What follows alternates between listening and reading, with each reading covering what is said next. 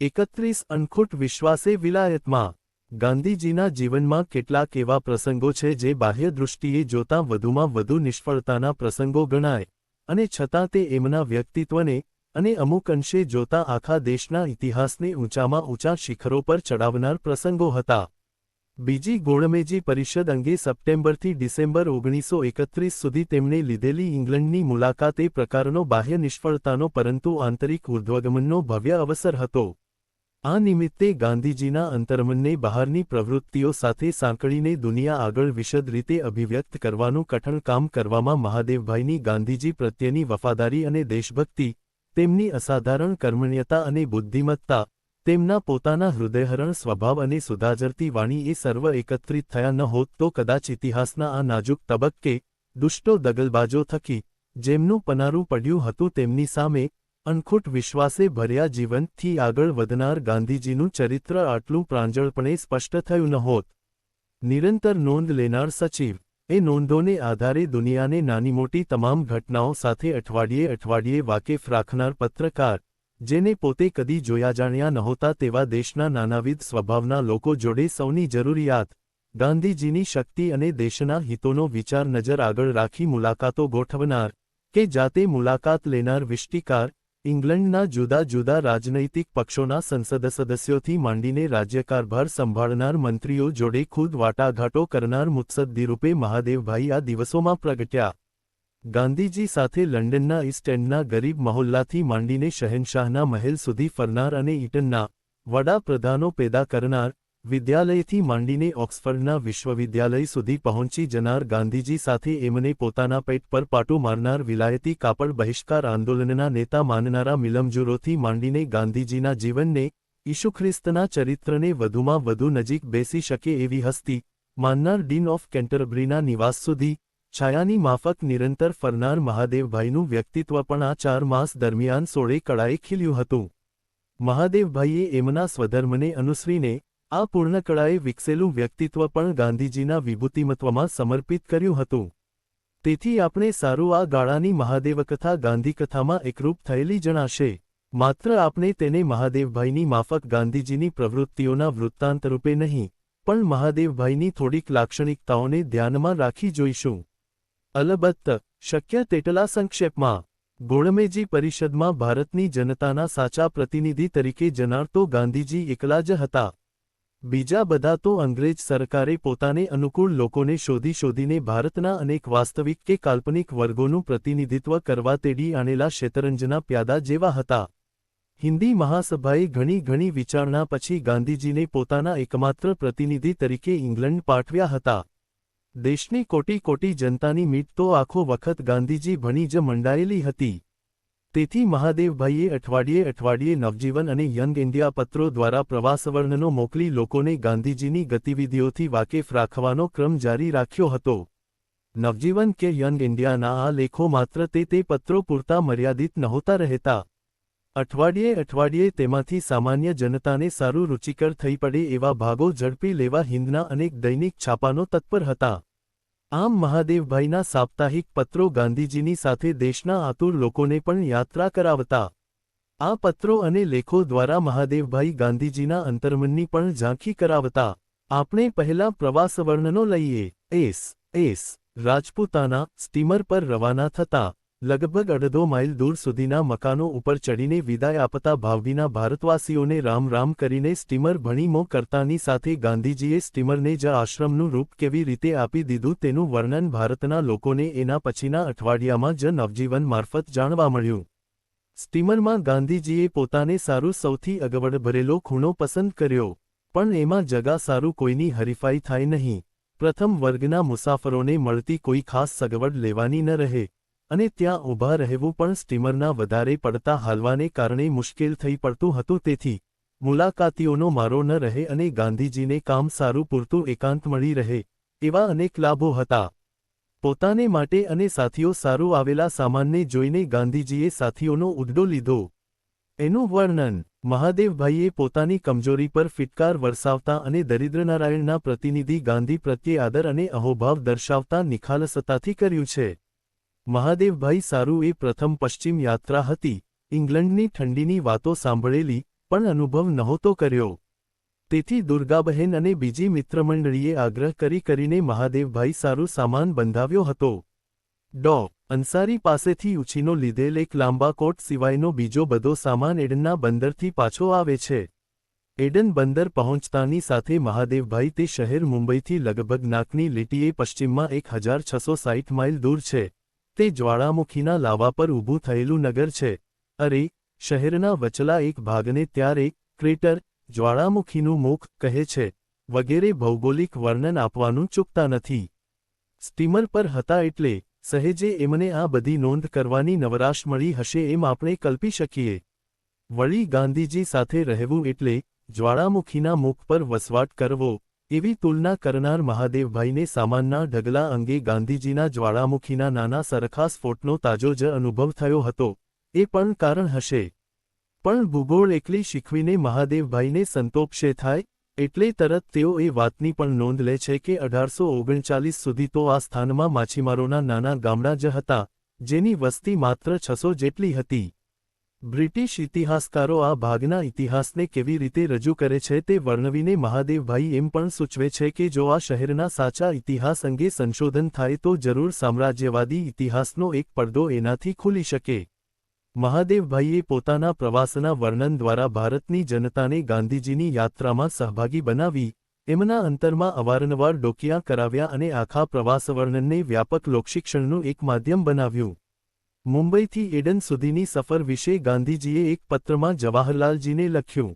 દરિયો વધુમાં વધુ લાગ્યો હોય તો તે મીરાબહેનને, પ્યારેલાલ અને દેવદાસે પણ ઠીક ભોગવ્યું. મહાદેવને બિલકુલ ન લાગ્યો, અને તેમણે સૌથી વધુ કામ કર્યું. 1. મહાદેવભાઈએ જોકે સ્ટીમરના મુસાફરોમાં ગાંધીજીને સૌથી ચડિયાતા ગણ્યા હતા. 2. મહાદેવભાઈના પ્રવાસવર્ણનોમાં ગાંધીજીને મળનાર અનેક નાના મોટા લોકોની માર્મિક ઓળખાણ પણ આવી જ જાય. ઇજિપ્તની તે કાળની મુખ્ય વિરોધી પાર્ટી વક્ફ પાર્ટીના પ્રમુખ નહાસ પાશા અને આઝાદીની લડાઈ સારું પ્રાણ પાથરનાર નેતાના પત્ની શ્રીમતી જગલૌલ પાશાના સંદેશાઓની મહાદેવભાઈ ખાસ નોંધ લે છે. સ્ટીમર યાત્રા દરમિયાન જ વાયરલેસ દ્વારા અનેક સંદેશાઓ ગાંધીજી પર પહોંચતા. તેમાં મહાદેવભાઈ બેરબેરાના ભારતીયોના સંદેશાનો ખાસ ઉલ્લેખ કરે છે, અને કહે છે કે, પહેલાં તો અમે ધાર્યું હતું કે બેરબેરા અમારી માફક કોઈ વહાણનું નામ હશે, પણ પછી મેં શોધી કાઢ્યું કે એ તો એડનના અખાતની દક્ષિણે આવેલ 1884મી બ્રિટિશરોના હાથમાં પડેલ સોમાલી લેન્ડના એક મુખ્ય શહેરનું નામ હતું. 3. એમ જણાય છે કે મહાદેવભાઈ આ પ્રવાસ દરમિયાન સ્ટીમરની લાઇબ્રેરી, ખાસ કરીને એના એટલાસનો ઉપયોગ કરવાનું ચૂક્યા નથી. અખાતમાંથી પસાર થતા મહાદેવભાઈ બે કાંઠાના લોકોના ઇતિહાસને યાદ કરી લે છે અને જે નજરે જોઈ શકાય એટલી ભૂગોળ પણ વાચકો આગળ ધરી દે છે. પણ બધા વર્ણનોને અંતે મુલાકાતીઓએ દેખાડેલી ગાંધીજી પ્રત્યેની ભક્તિ અને એમનામાં ઉભરાતી આઝાદી માટેની તમન્નાની વાત એ જ મહાદેવભાઈના કાવ્યમય વર્ણનમાં ધ્રુવપદ સમી છે. અને સ્ટીમરમાં કોઈક સવારે કે સાંજે પ્રાર્થના પછી ગાંધીજીએ પ્રવચન કર્યું હોય તો તે ટપકાવવાનું તો મહાદેવભાઈ ચૂકે જ શાના? પણ આ ભક્તિમય નોંધ કરતી વખતે મહાદેવભાઈની કલમ એ પ્રશ્ન કરવાનું ચૂકતી નથી કે મૃત્યુ વચ્ચે જીવન ટકે છે, એવું સૂત્ર વાક્ય ગાંધીજીએ ઉચ્ચાર્યું ત્યારે તેમને અગાઉ ઉપર વપરાઈ ચૂકેલા એ સૂત્રનો ખ્યાલ પણ હશે ખરો કે જેમાં કહેવામાં આવ્યું છે કે જિંદગીની વચ્ચોવચ આપણે મોતના મોંમાં છીએ. 4 આગબોટમાંથી દીઠેલ સ્ટ્રોમ્બોલી બેટનો જ્વાળામુખી મહાદેવભાઈના આ પ્રશ્નનો નિમિત્ત બને છે. પણ વળી પાછા ગાંધી પ્રેરિત આશાવાદના સૂર પર આવી તેઓ કહે છે, આ જ્વાળામુખી ગમે ત્યારે ફાટી નીકળે તો આપણે મરી જ પરવારીએ એ વાતનું ભાન હોવા છતાં જ્વાળામુખીની તળેટી પર અનેક નાના ગામડા વસ્યા છે. લાવાથી ફળદ્રુપ બનેલી જમીન પર મબલક પાક ઉગે છે. તે જ રીતે લાખો નિરાશાઓ વચ્ચે પણ અમર આશા છુપાયેલી છે. આમ આખી સફરનું સજીવ બયાન આપતા મહાદેવભાઈ આપણને એમની સાથે ફ્રાન્સ દેશને કાંઠે માર્સેલ્સ બંદરે પહોંચાડી દે છે જ્યાં છાપાવાળા અને કેમેરાવાળાઓ ગાંધીજીને વીંટળાઈ વળે છે. મહાદેવભાઈ કહે છે કે દુનિયાના કોઈ પણ ખૂણે કેટલીક વાતો તો આપણા દેશની માફક ચિરપરિચિત જ લાગે છે. એમાં એક છે CID અને પોલીસ, બીજા ઔદ્યોગિક નગરો અને ત્રીજા પત્રકારો. ઇંગ્લેન્ડથી આવેલા રૂઢિચુસ્ત છાપાનોના પ્રતિનિધિઓ તો ગાંધીજીની ટીખળ કરવામાં અને તેઓ કાંઈ પણ કહે તો એને મારીંચડીને વિકૃત કરવામાં જ માનતા હતા. તેના અનેક દાખલાઓ મહાદેવભાઈના ધ્યાન બહાર જતા નથી. સાબરમતીમાં ગાંધીજીના આશ્રમમાં રહી ગયેલા અને માંદગી વખતે આશ્રમવાસીઓ પાસેથી સેવા શુશ્રૂષા પામેલા શ્લોકોમ નામના છાપાવાળાએ ગાંધીજી વિશે ગપ્પા મારેલા, તેનો ગાંધીજીએ ઉદ્દો લીધેલો. ગાંધીજી વિશે એણે કદાચ જીવંત ચિતાર આપવાના ઈરાદાથી જ લખ્યું હશે કે પ્રિન્સ ઓફ વેલ્સ જ્યારે ભારત આવ્યા ત્યારે ગાંધીજીએ એને દંડવત પ્રણામ કરેલા. તેને યાદ કરીને ગાંધીજીએ કહ્યું કે તમારી પાસે તો મેં વધારે ડહાપણની આશા રાખી હતી. આ વાત તો તમારી કલ્પનાશક્તિની સાખ વધારે એવી નથી. હું કદાચ ગરીબમાં ગરીબ કોઈ અસ્પૃશ્ય કે ભંગીને ઘૂંટણીએ પડીને નમસ્કાર કરું ખરો, એની ચરણરજ પણ કદાચ લઉં, પણ પાટવી કુમાર તો ઠીક, પણ શહેનશાહ આગળ પણ ઝૂકું નહીં, કારણ એ તો મગરૂબી ભરેલ તાકાતના પ્રતિનિધિ છે. 5 પેલો બિચારો કાપો તો લોહી ન નીકળે એવો થઈ ગયો હશે. પત્રકાર મહાદેવભાઈ આ પ્રસંગે આયર્લેન્ડના નેતા ડી. વલેરાએ તાજેતરમાં શરૂ કરેલ આયરિશ પ્રેસ નામના પત્રના પહેલા અંકમાં કરેલી ઘોષણાની યાદ અપાવે છે કે અત્રે આ છાપાનો ઉપયોગ કદીએ અમારા મિત્રોને ખોટે રસ્તે દોરવા કે અમારા વિરોધીઓની વાત ખોટી રીતે ચિતરવા સારું નહીં વાપરીએ. 5 મહાદેવભાઈ દુનિયાના કોઈપણ ખૂણામાંથી સત્યને પોષક આવા વચનો શોધીને વાચકો આગળ, ખાસ કરીને ભારતના લાખો ઉત્સુક વાચકો આગળ ધરી દઈને આખા દેશના મૂલ્યોનું ધોરણ ઊંચું લઈ જવામાં સહાયભૂત થતા હતા. એક પત્રકાર તરીકેની મહાદેવભાઈની આ એક ક્ષુલ્લક જણાતી છતાં ખરું જોતા અનુપમ સેવા હતી. પણ છાપાનો પરથી લોકો અંગે ક્યાસ કાઢવો એ બરાબર નથી, એમ કહીને મહાદેવભાઈ આપણને ઇંગ્લેન્ડના લોકો તરફ વાળે છે અને એક બે ઠેકાણે ગાંધીજીના કરવામાં આવેલા સ્વાગતનું વર્ણન કરતા જ એ વાત સમજાવી દે છે કે ભારત પર શાસન કરનાર અંગ્રેજ રાજ્યકર્તાઓ એક છે અને માનવીય લાગણીઓ ધરાવતા ઇંગ્લેન્ડના વતનીઓ જુદા છે. આ લોકોનું વર્ણન કરવાની તો મહાદેવભાઈને પાછળથી પણ અનેક તકો મળી રહે છે. 6 સરકારે ગાંધીજીનું ભવ્ય સ્વાગત થતું ટાળવા તેમને ઇંગ્લેન્ડના કિનારે ઉતાર્યા પછી ટ્રેનને બદલે કારમાં લઈ જવાનું સૂચન એન્ડ્રુઝ મારફત કરાવ્યું. તેને ગાંધીજીએ સમજીબૂજીને છતાં રાજી ખુશીથી માની લીધું. ગાંધીજી કારતે ફોકસ્ટનથી લંડન પહોંચ્યા હતા. 7 હજારોની મેદની લંડનના વિક્ટોરિયા સ્ટેશને એમની વાટ જોતી ખડી હતી. લંડનના ઈસ્ટ એન્ડ નામના ગરીબ વિસ્તારમાં કિંગ્સલી હોલ નામના સાદા સ્થાનમાં સેવાભાવી બહેન મ્યુરિયેલ લેસ્ટરના આગ્રહથી ગાંધીજીએ ઉતારો રાખ્યો તો ત્યાં લોકો ખૂબ ઉમળકાભેર એમના સ્વાગતે પહોંચ્યા. ઇંગ્લેન્ડમાં ઉતરવા અંગે ગાંધીજી પાસે ભારતમાં જ અનેક સૂચનો આવ્યા હતા. તેમાંથી તેમણે ઈસ્ટ એન્ડમાં રહેવાનું બહેન લેસ્ટરનું નિમંત્રણ ખાસ તો એટલા સારું સ્વીકાર્યું હતું કે પોતે એક ગરીબ દેશના પ્રતિનિધિ તરીકે જતા હતા એ વાતને કદી વિસારવા નહોતા ચાહતા, તેમ જ દુનિયાને પણ તેની પ્રતીતિ કરાવવા ઈચ્છતા હતા. રોજ સવારે તેઓ આસપાસના જુદા જુદા ગરીબ મહોલ્લામાં ફરવા જતા અને કેટલીકવાર લોકોના ઘરમાં જઈને એમના કામકાજ, એમની રહેણીકરણી અને પરિસ્થિતિ વિશે પૂછપરછ કરતા. લોકો કહેતા કે આ તો આપણા જેવા જ છે. એક આંધળી બાઈએ મળવાની ઈચ્છા વ્યક્ત કરી ત્યારે ગાંધીજી તેને મળવા જાતે ઇસ્પિતાલમાં ગયા. એ ઇસ્પિતાલનો વોર્ડ સવારે 6 વાગ્યે ધોવાઈને સાફસૂથરો થયો ને બધા દર્દીઓ અને કર્મચારીઓ ગાંધીજીને જોવા સારું એકઠા થઈ ગયા. જે રસ્તેથી ગાંધીજી વહેલી સવારે ફરવા નીકળતા તે રસ્તે બંને બાજુ ઊભા રહીને એમને ગુડ મોર્નિંગ કહેવા લોકો ખાસ વહેલા ઉઠીને કેવા કતારબંધ ઊભા રહી જતા તેનું વર્ણન મહાદેવભાઈ ખૂબ આનંદોલ્લાસથી કરે છે અને સાથે સાથે એવી ગંભીર વાતોય કહી દે છે કે ગાંધીજીએ જાહેર રીતે કહ્યું છે કે પોતાની આકરામાં આકરી ટીકા કરનારને પણ મળવા તેઓ હંમેશા તૈયાર છે. તે છતાં વિન્સ્ટન ચર્ચિલ એમને મળતા જ નથી.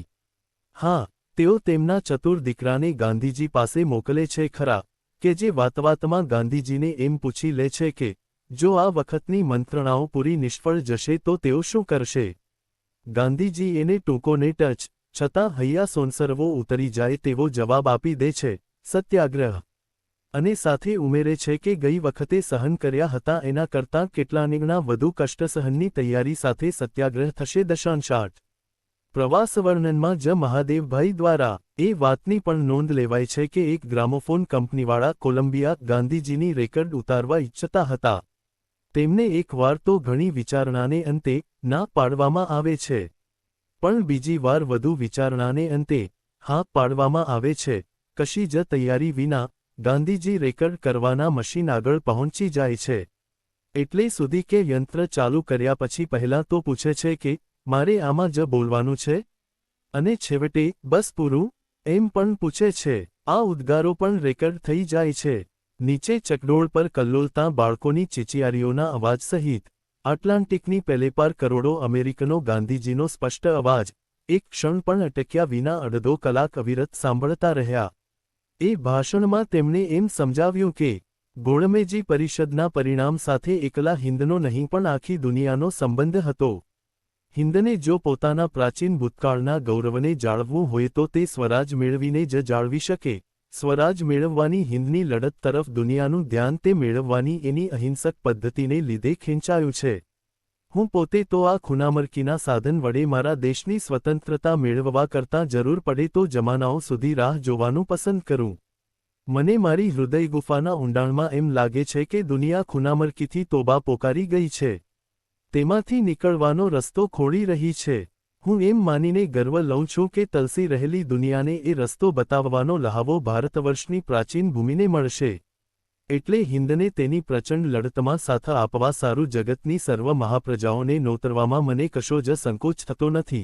અર્ધભૂખ્યા કરોડોની વતી હું જગતના અંતરાત્માને એવી વિનંતી કરું છું કે જે પ્રજા પોતાની સ્વતંત્રતા પાછી મેળવવાના પ્રયત્નમાં પ્રાણ પાથરી રહી છે તેની વહારે તેઓ દાય દશાંશ નવ. હવે આપણે મહાદેવભાઈ ગાંધીજીના અંતર્મનને કેવું ચિત્રે છે તે જોઈએ. મહાદેવભાઈ ગોળમેજી પરિષદમાં જતાં સુધીમાં તો ગાંધીજી સાથે એવા તન્મય થઈ ગયેલા કે ગાંધીજીના માનસને જાણે આરસામાં જોતા હોય એવી રીતે ચિત્રી શકતા. તેથી જ પહેલા જ લેખમાં મહાદેવભાઈએ એ વાતની નોંધ લીધી છે કે ગાંધીજીએ લોર્ડ અરવિંદના અતિશય આગ્રહથી વિલાયત જવાનું તો સ્વીકાર્યું છે, પણ એમના માનસનું દર્શન સેંકડો છાપાનોના અગ્રલેખો કરતાં અનેકગણી વધારે સચોટ રીતે આપણા રાષ્ટ્રીય શાયર ઝવેરચંદ મેઘાણીએ મર્મમાં પ્રવેશીને ગાયું છે. છેલ્લો કટોરો ઝેરનો આપી જજો બાપુ, સાગર પીનારા અંજલિ નવ ઢોળજો બાપુ. એક જૂના બ્રિગેડિયર જનરલ ક્રોઝિયરે મોકલાવેલ પુસ્તકે વર્ડ ટુ ગાંધીમાં તેમણે અંગ્રેજ સરકાર પર કરેલા કઠોર આરોપોનો આછો ખ્યાલ આપીને મહાદેવભાઈ કહે છે, ગાંધીજી આવા કેટલાક આરોપો મૂકવા અને સિદ્ધ કરવા ઇંગ્લેન્ડ આવ્યા છે. તેઓ એ કામ ઉપર લાગી ગયેલ છે, અને એમની પદ્ધતિ એવી છે કે એનો રદિયો આપવો લગભગ અશક્ય થઈ પડશે.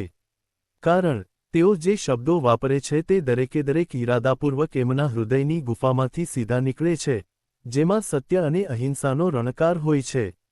તેથી જ ગોળમેજી પરિષદ સામે ગાંધીજીએ કરેલ પહેલું નિવેદન સંપૂર્ણ સ્વરાજની માગણીનું હતું, છતાં એનાથી કોઈનું મન દુઃખ થયું નહોતું. તેથી જ જ્યારે એમણે ઇંગ્લેન્ડની પાર્લમેન્ટની આમસભાના સભ્યો આગળ બોલતા બળવાખોર ભારત એવા શબ્દો ઉચ્ચાર્યા અને એમ પણ જણાવ્યું કે લેન્કેશાયરે પોતાના પાપોનું પ્રાયશ્ચિત કરવું જોઈએ, ત્યારે એકેય સંસદ સભ્યે એ કથનને ખોટા અર્થમાં લીધું નહોતું. અને તેથી જ જ્યારે તેમણે પરિષદની ફેડરલ સ્ટ્રક્ચર્સ કમિટી આગળ સાફ સાફ જણાવી દીધું હતું કે આ બેઠકમાં આવેલા પ્રતિનિધિઓ તો સરકારના પસંદ કરીને ગોઠવેલા પ્રતિનિધિઓ છે, ત્યારે સરકાર પક્ષે બહુ હોબાળો મચ્યો નહોતો. મહાદેવભાઈ ગાંધીજીની અહિંસક શૈલી પર ભાર દઈ વર્તારો કરે છે કે પ્રેમના રેશમી ધાગે બંધાયેલા ઇંગ્લેન્ડ અને ભારત એક સ્વૈચ્છિક ભાગીદારી જે ઈચ્છા હોય ત્યારે તોડી શકાય અને જે એક રાષ્ટ્ર દ્વારા બીજા રાષ્ટ્ર પર લાદવામાં ન આવી હોય, કે હિન્દુ હવે પછી ગુલામ રાષ્ટ્ર રહી શકે નહીં અને રહેશે નહીં, જેવા વાક્યો અમે ઇંગ્લેન્ડનો કિનારો છોડીએ તે પહેલાં લોકજીભે ચડી જવાના છે. 1.0 ગોળમેજી પરિષદમાં અંગ્રેજ સરકારની મુખ્ય ચાલ, જે પોતાના વીણેલા પ્રતિનિધિઓને ભેગા કરીને ભારતના લોકોમાં જ સંપ નથી, તો અમે શી રીતે સ્વરાજ આપીએ, એમ કહેવાની હતી. તો ગાંધીજીનો મુખ્ય પેતરો પરિષદમાં બિલકુલ સૈદ્ધાંતિક બાબતો સિવાય બીજા કશામાં ઝાઝા ન પડીને ઇંગ્લેન્ડની મુસાફરીનો ઉપયોગ ભારતની માગણીને ઇંગ્લેન્ડના દરેક વર્ગના લોકોને સમજાવવાનો હતો. સરકારની જાણી જોઈને વિલંબ કરવાની દીર્ઘસૂત્રી નીતિથી તેઓ વાજ આવી જતા અને ચીડાતા પણ ખરા. એટલે મહાદેવભાઈ એની નોંધ લે છે કે ગાંધીજી પરિષદની ઝડપ વધારવા સારું કોઈ પ્રયાસ બાકી નહોતા રાખતા. ઇંગ્લેન્ડના વહીવટકર્તાઓને ધ્યાનમાં રાખી મહાદેવભાઈ તેમના જ એક મોટા મુત્સદ્દી ચેમ્બરલેનનું વાક્ય યાદ દેવડાવે છે કે કોઈ વાર એવી ક્ષણો આવે છે કે જ્યારે ડહાપણ ડહોળવા કરતાં સાહસ ખેડવું એ વધુ સલામત હોય છે. જ્યારે લોકોના હૃદયોને સ્પર્શ કરનાર અને એમની લાગણીઓને ઢંઢોળનારું કોઈ મોટું શ્રદ્ધાભર્યું કાર્ય એવા ચમત્કાર સર્જે છે જે મુત્સદ્દીગીરીની ગમે તેટલી કળાબાજીથી નથી થઈ શકતા. 11. જ્યારે બ્રિટિશ સામ્રાજ્યના તમામ વિશેષજ્ઞો આંકડાઓ, કાયદાઓ અને તર્કની અંટીઘૂંટીઓથી સજ્જ હતા ત્યારે એ સર્વની સામે અભિમન્યુની માફક ઝઝૂમનાર ગાંધીજીની માનસિક ભૂમિકા સરળ હતી. હું તો ગામડિયાની પેઠે સીધીસાદી ભાષામાં કહી દઈશ કે હું તો મૂર્ખ છું. રાજ્ય બંધારણ કે લાંબીચોડી વાતો નથી કરતો. વિદ્યા મારું બળ નથી. મારે વાદ નથી કરવો. મારે તો મારું દુઃખ સેવું છું, તેમાં વિદ્વત્તાની શી જરૂર છે? બાર અને આ ગામડિયાની વાતોથી અંગ્રેજ સરકાર કે એમના વીણેલા પ્રતિનિધિઓ ટેવાયેલા નહોતા એ જ એમની મુસીબત હતી. ઇંગ્લેન્ડ જતી વખતે રસ્તામાં તો ગાંધીજીએ એટલે સુધી કહી દીધું હતું કે હું પ્રચાર પણ વિરોધીઓની આજ્ઞાથી જ કરીશ. પણ ગાંધીજીનું જીવન એ જ એમનો પ્રચાર હતો અને સત્ય જ એમનો સૌથી શક્તિશાળી તર્ક હતો. એક બ્રિટિશ મુત્સદ્દી લોર્ડ સંગેકી એકવાર જ્યારે સ્વરાજમાં દેશી રજવાડાઓનું શું એવી દલીલ કરવા માંડ્યા ત્યારે ગાંધીજીએ તેને પરખાવી દીધું. શું અસલ વાત તમારાથી છાની છે? શું તમે નથી જાણતા કે પરિષદ સરકારની હાય હા કરનારાઓથી ભરી દેવામાં આવી છે? શું એ પણ જણાવવાની જરૂર છે કે જે રાજાઓની તમે વાત કરો છો તેઓ બધા જ સરકારના ઇશારા પ્રમાણે નાચનારા છે? હું તેમને કે તેમની વાતને કાંઈ મહત્વ નથી આપતો, અને જે વસ્તુ સાચી છે તે તમે પણ જાણો છો. લોર્ડ સંકેથી આનો કાંઈ જવાબ નહોતો આપી શકાયો. 4 ભારતીય વજીર સર સેમ્યુઅલ હોર સાથે ગાંધીજીની ઘણીવાર વાતો થઈ. એ માણસની નિખાલસતા ગાંધીજીને ગમી. તેથી તેની સાથે એટલી જ નિખાલસતાથી વાત કરતાં ગાંધીજીને સંકોચ ન થયો. ગાંધીજીએ તેમને કહ્યું, મારી ભાષા મારા મનની વાતને છુપાવવાનો કદી પ્રયત્ન કરે એવી આશા મારી પાસે ન રાખતા. હા, એવું પ્રમાણપત્ર હું જરૂર ઈચ્છું છું કે સમાધાન કરવા સારું મેં કોઈ પણ પ્રયાસ બાકી નથી રાખ્યો. શ્રી હોરે એના જવાબમાં કહ્યું, હું પણ આપની પાસે એવું જ પ્રમાણપત્ર મેળવવાની ઈચ્છા રાખીશ. 14 બીજી એક જગાએ જ્યારે વાટાઘાટો આગળ વધતી નથી એનો અનુભવ થવા લાગ્યો, ત્યારે ગાંધીજીએ કહ્યું, મારી સાથે વાત કરવી એ તમને સહેલું કામ લાગવું જોઈએ, પણ તમે મારા પ્રેમપ્રયાસોને ઠોકર મારશો તો હું પાછો જઈશ. કડવાશથી નહીં, પણ તમારા હૃદયમાં સ્થાન પામી શકતો નથી માટે મારામાં જ કાનિક અશુદ્ધતા છે એવા ભાન સાથે. 15 આમ મુત્સદ્દીગીરીની સામે સાધુતાની ટક્કરનો ચિતાર મહાદેવભાઈની કલમે આબાદ રીતે રજૂ કર્યો હતો. માત્ર હિન્દુ મુસલમાનોનો પ્રશ્ન ગાંધીજીને મૂંઝવતો હતો. પરિષદમાં બોલાવવામાં આવેલા મુસલમાન પ્રતિનિધિઓ પૈકી કોઈ રાષ્ટ્રીય મુસલમાન નહોતા. તેથી રાષ્ટ્રીય પ્રશ્નોમાં એ પ્રતિનિધિઓ રસ નહોતા લેતા, અને તે બાબતમાં એમનું વલણ સરકારની પડખે રહેવાનું જ હતું. આથી ગાંધીજીએ ઇંગ્લેન્ડના પ્રવાસ દરમિયાન મુસ્લિમ નેતાઓ સાથે અલગ બેસીને એમને સમજાવવાનો પ્રયાસ કરી જોયો. પણ તેમને તેમાં કશી સફળતા સાંપડી નહીં. વચ્ચે એવું સૂચન પણ વહેતું મૂકવામાં આવ્યું હતું કે મુસલમાનોનો પ્રશ્ન લવાદને અંગ્રેજોને સોંપી દો, પણ તેમ કરવામાં ભારતની જાંઘ ઉઘાડી પડી જાય એમ લાગવાથી ગાંધીજીએ એ સૂચનને ટેકો આપ્યો નહોતો. પરિષદની વચ્ચે અને પરિષદની બહાર ગાંધીજીને વડાપ્રધાન રામસે મેકડોનાલ્ડને મળવાનું થતું. એકવાર એમણે ગાંધીજીને કહી દીધું, તમે ફરી ફરીને પૂછો છો કે શું આપશો, પણ શું શું લેવાની તમારામાં તાકાત છે એ કહો ને. ગાંધીજીએ એને કડક જવાબ આપ્યો, તમે મને પડકારો છો, એમ ને? તો હું અહીં આવત જ શું કામ? ભારતમાં જ બેઠો બેઠો મારે જોઈએ છે તે સૌ કાંઈ લઈ લેત. મને આજે જ પાછો જવા દો. હું મારે જે જોઈએ છે તે લઈ લઈશ. વડાપ્રધાન શું જવાબ આપે? એમણે જ ગાંધીજીને નિમંત્ર્યા હતા, અને ગાંધીજીની વાણી પાછળ એક મહાન અહિંસક આંદોલનનું જોર હતું. એ ગલ્લાંતલ્લા કરવા લાગ્યા. એ કહે, આપણને બંનેને પોતપોતાની મુશ્કેલી છે. ગાંધીજીએ તરત પરખાવ્યું, મુશ્કેલીઓ મારી નહીં, તમારી છે. 16 આમ કોઈ વાર સાફ સાફ પરખાવવા છતાં ગાંધીજી વિનયવિવેક ચૂકતા નહોતા. જોકે પરિષદના પરિણામ વિશે એમને કદી મોટી આશા હતી જ નહીં. એકવાર પરિષદમાં એમની જોડે જ આવેલા અને સ્વરાજ્યની બાબતમાં ગાંધીજીને પૂરો ટેકો આપનાર ગલદાસ બિરલાજીએ તેમને પૂછ્યું, આપને આ પરિષદથી શી આશા છે? ગાંધીજીએ જવાબ આપ્યો, ખાલી હાથે પાછા જવાની. 17 પરિષદમાં કેટલીક સમિતિઓની બેઠકોમાં ભારતના બીજા પ્રતિનિધિઓ ગાંધીજી વિશે ઝેર ઓકતા તેથી બિરલાજીને ઝાળ ઉઠતી, પણ ગાંધીજી તેમને શાંત પાડતા, તમે શાંત થાઓ, આપણે ખરા છીએ ને? પછી બીજા શું કહે છે એની આપણને શી ચિંતા? 18 પોતાના સંસ્મરણોમાં બિરલાજી એકવાર લખે છે, નિરાશાના વમળમાં ગાંધીજી પ્રસન્નમુખ છે. તેઓ કહેવા લાગ્યા, ખાલી હાથે ભલે જઈએ, શર્મિંદા બનીને નહીં જઈએ. તેમને અહીંથી કશું મેળવી જવાની કદી આશાએ નહોતી, અને હવે નિરાશાએ નથી. 19. ચર્ચાઓ દરમિયાન એક દિવસ સેમ્યુઅલ હોરે સાફ સાફ કહી દીધું, લશ્કર અમે તમને બિલકુલ આપવાના નથી. ગાંધીજીએ તરત કહ્યું, શાબાશ, સ્પષ્ટવક્તા હો તો આવા હો. બીજે દિવસે શ્રી હોરે ગાંધીજીને કહ્યું, મેં આપને નારાજ તો નથી કર્યાને? ગાંધીજીએ જવાબ આપ્યો, ના, ઉલટાનો હું તો રાજી થયો, કારણ મને ખબર પડી ગઈ કે તમે ઈમાનદાર છો. ખુશામત નથી કરતા. 20. જેમ જેમ દિવસો વીતતા ગયા તેમ તેમે વધુને વધુ સ્પષ્ટ થતું ગયું કે અંગ્રેજ સરકારનો ઈરાદો ભારતને કશું નક્કર આપવાનો નહોતો. લોર્ડ અરવિન પરિષદ ચાલુ થઈ તે પહેલાં ભારતથી આવી ગયા હતા. તેમણે કહ્યું કે મારા હાથની વાત નથી. એ વાત સાચી કે ગાંધીજી મુત્સદ્દીઓ સાથેની વાતચીતોમાં અને ગોળમેજી પરિષદની જુદી જુદી કમિટીઓની બેઠકમાં ભારતના પક્ષની રજૂઆત કરતાં કરતાં સામેના પક્ષના દિલને જીતવાનો નિરંતર પ્રયાસ કરતા હતા અને તેને લીધે એકથી વધારે વાર પોતે ચાહીને સમાધાન કરવા સારું હાથ લંબાવતા હતા. પણ તેથી એવો કોઈ અર્થ ન કરે કે ગાંધીજી કોઈથીએ છેતરાય એમ હતા અને કોઈ પણ પ્રકારે દેશની માનહાનિ થાય એને સાંખી લે એમ હતા. મહાદેવભાઈની લેખનીએ ગાંધીજીની દરેક વ્યક્તિ સાથેની વાતચીતને ટપકાવીને આ વાત પુરવાર કરી હતી. જેમ જેમ ગાંધીજી આ મંડળોમાં ઘૂમતા ગયા તેમ તેમ તેમના કટ્ટર વિરોધીઓને પણ સમજાતું ગયું કે ગાંધીજીને અવગણીએ ચાલે એમ નથી, એમને મજાકમાં ઉડાવાય એમ નથી અને એમને છેતરી તો શકાય એમ નથી જ. તેથી તો લોર્ડ રીડિંગ જેવા લોકો જ્યારે પણ ગાંધીજી એમની ખુરશી પાસેથી પસાર થતા હોય ત્યારે ઊભા થઈ જતા હતા.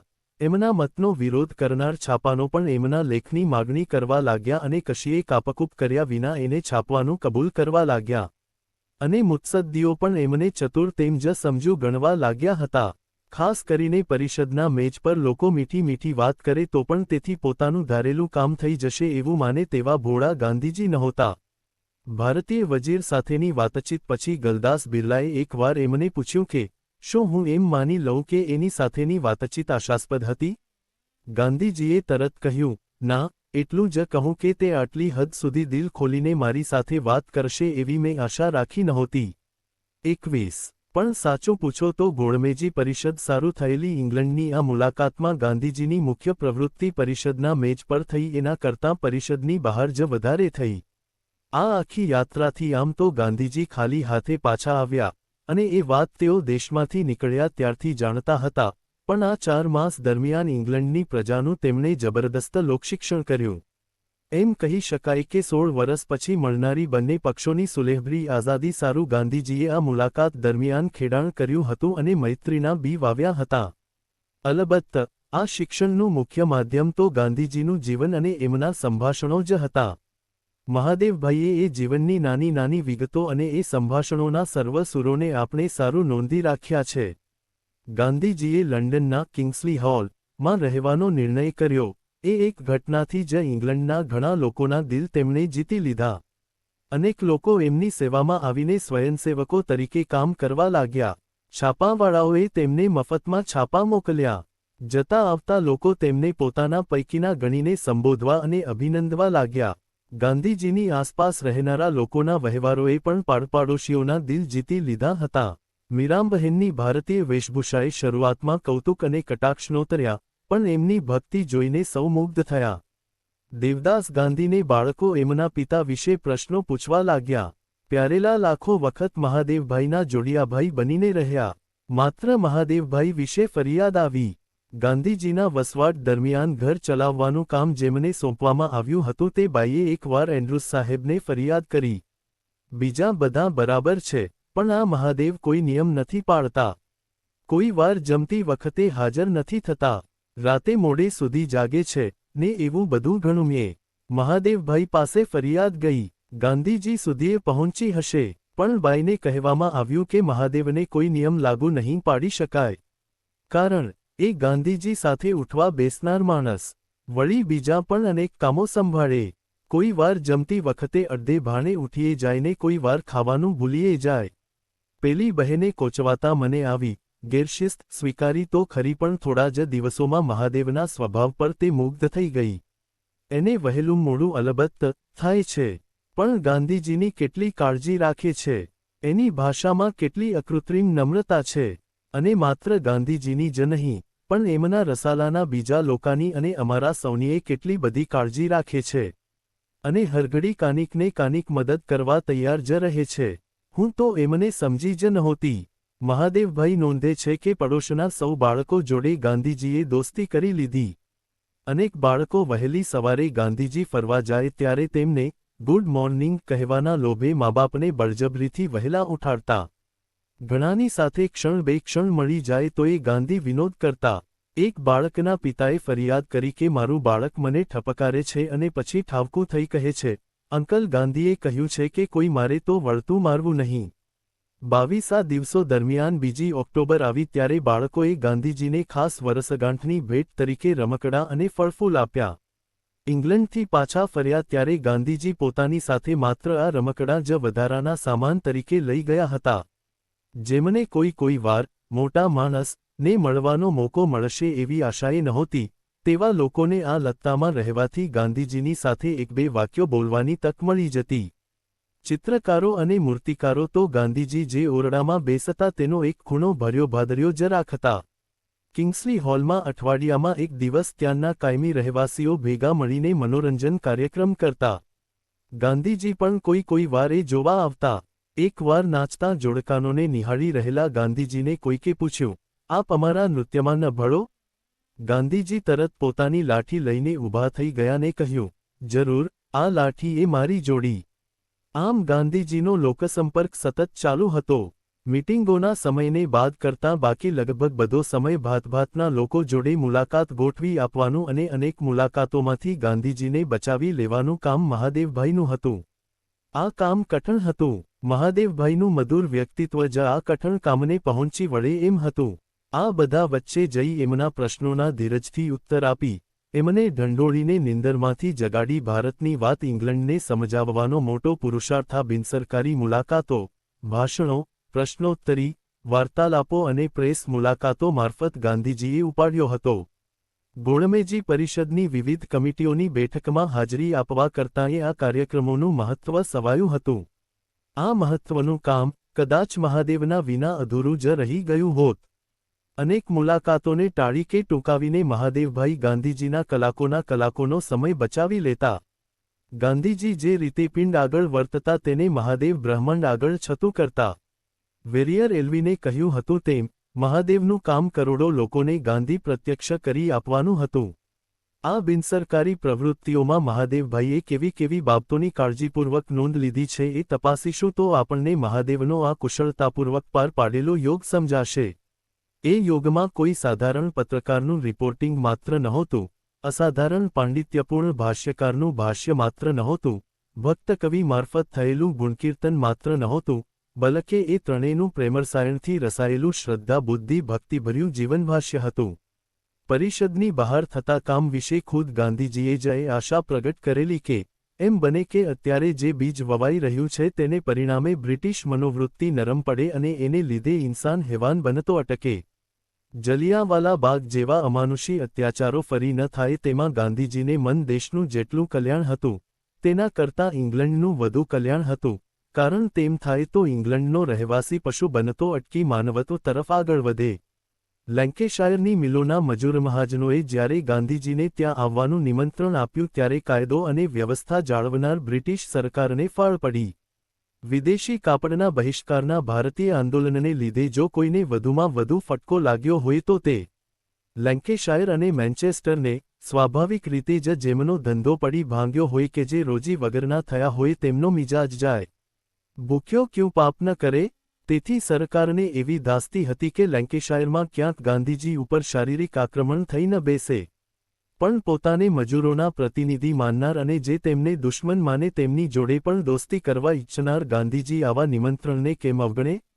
તેમણે તરત એ નિમંત્રણ સ્વીકાર્યું. સરકારે સલામતીની વ્યવસ્થા થોડી વધુ મજબૂત બનાવી. પણ ગાંધીજી, મહાદેવભાઈ અને બીજા સાથીઓ બેધડક લેન્કેશાયરના મિલમજૂરોના ટોળાઓમાં પ્રવેશ કરતા અને આમતેમ ફરીફરીને તેમના અભિવાદનો ઝીલતા. અનેક ઠેકાણે તેમના પ્રતિનિધિઓ જોડે ચર્ચાઓ થઈ. અનેક ઠેકાણે ગાંધીજીએ બહિષ્કાર આંદોલનનો મર્મ સમજાવ્યો. ગાંધીજીની આ મજૂરો પ્રત્યે સહાનુભૂતિ ઓછી નહોતી, પણ ભારતના દરિદ્રનારાયણને તેઓ કદી વિસારી શકતા નહીં. અહીંની બેકારી જોઈને મને દુઃખ થાય છે, પણ અહીં ભૂખમરો કે અધભૂખમરો નથી. અમારે ત્યાં ભારતમાં એ બંને છે. તમારે ત્યાં 30 લાખ બેરોજગાર છે, અમારે ત્યાં 3 કરોડ લોકો આખું કે અડધું વરસ બેકાર રહે છે. તમારે ત્યાં બેરોજગારીની રાહત સરેરાશ 70 શિલિંગ અપાય છે, અમારે ત્યાંની સરેરાશ કમાણી જ દર મહિને 7 શિલિંગ અને 6 પેન્સની છે. કૃપા કરીને મને એ કહો કે દુનિયાની વસ્તીના લગભગ 5મા ભાગના લોકો ભૂખમરાની સીમા પર અને લગભગ સ્વમાનના ભાન વિના જીવતા હોય ત્યાં મારે શું કરવું? મહાદેવભાઈ કહે છે કે ગાંધીજીની આ વાત સાંભળી એક મજૂરે કહ્યું, એમ તો હુંય બેકાર બન્યો છું. એ વાત ખરી, પણ ગાંધીજીની જગાએ હું ભારતમાં જન્મ્યો હોત તો ગાંધીએ કર્યું તે જ કરત, બીજું થાય પણ શું? 24. મિડલેન્ડ્સના મજૂરોના એક નાના સમૂહે ગાંધીજીને એક સંદેશો પહોંચાડ્યો. તેમણે નમસ્કાર કહેવડાવીને સામો સંદેશો મગાવ્યો. ગાંધીજીએ કહેવડાવ્યું, હું એમ ઈચ્છું છું કે તેઓ બીજાને હાથે પોતાનું શોષણ કદી ન થવા પામે એની ભારેમાં ભારે કાળજી રાખે. ડેલી મેલ નામના ઓછા સહાનુભૂતિવાળા દૈનિકે જાતે માગીને લીધેલ એક લેખમાં ગાંધીજીએ સમજાવ્યું કે ભારતની બાબતમાં ઇંગ્લેન્ડના રૂઢિચુસ્ત પક્ષ અને મજૂર પક્ષમાં ખાસ કશો ફરક નથી. મારે બધાને સરખા સમજાવવા પડે છે. સાચી વાત તો એ છે કે લોકો અંગ્રેજોની જૂસરી ફગાવી દેવા એટલા સારું ઈચ્છે છે કે એમને ભૂખે નથી મરવું. અને જો તમારા જેવા ઘણા વધારે ધનવાન દેશમાં વડાપ્રધાનને સામાન્ય નાગરિકની સરેરાશ આવક કરતાં 50 ગણાથી વધુ પગાર ન મળતો હોય, જ્યારે હિન્દમાં વાઇસરોયને સામાન્ય નાગરિકની સરેરાશ કરતાં 5000 ગણો પગાર હોય તો બીજું થાય પણ શું? અને આ તો સરેરાશ કમાણી થઈ. કરોડોને તો એનાથી ઓછી આવક થતી હશે. 2.5. લંડન યુનિવર્સિટીના સંસ્કૃતના પ્રાધ્યાપકે આવીને ગાંધીજી પ્રત્યે પોતાનો આદર પ્રગટ કર્યો ત્યારે ગાંધીજીએ તેમની જોડે થોડો વિનોદ કરી લીધો. મહાદેવભાઈએ આ વાતચીત શબ્દશ ઉતારી છે. ગાંધીજી, તમે મહાન વિદ્વાન છો? તમારી બધી નમ્રતા છોડીને મને કહો, તમે મેક્સ મ્યુલર જેટલા વિદ્વાન છો? બેકવોટ હા, જી, મને મારી આવડત વિશે વિશ્વાસ છે. એ ન હોત તો હું વિશ્વવિદ્યાલયમાં આવું સ્થાન જ ગ્રહણ ન કરત. મને લગભગ આખી ગીતા મોઢે છે અને ઉપનિષદનો પણ મેં ઠીક ઊંડો અભ્યાસ કર્યો છે. એમ કહીને ઉપનિષદના 2 શ્લોક બોલી જઈને એણે કહ્યું, એ મારો ધ્યેયમંત્ર છે.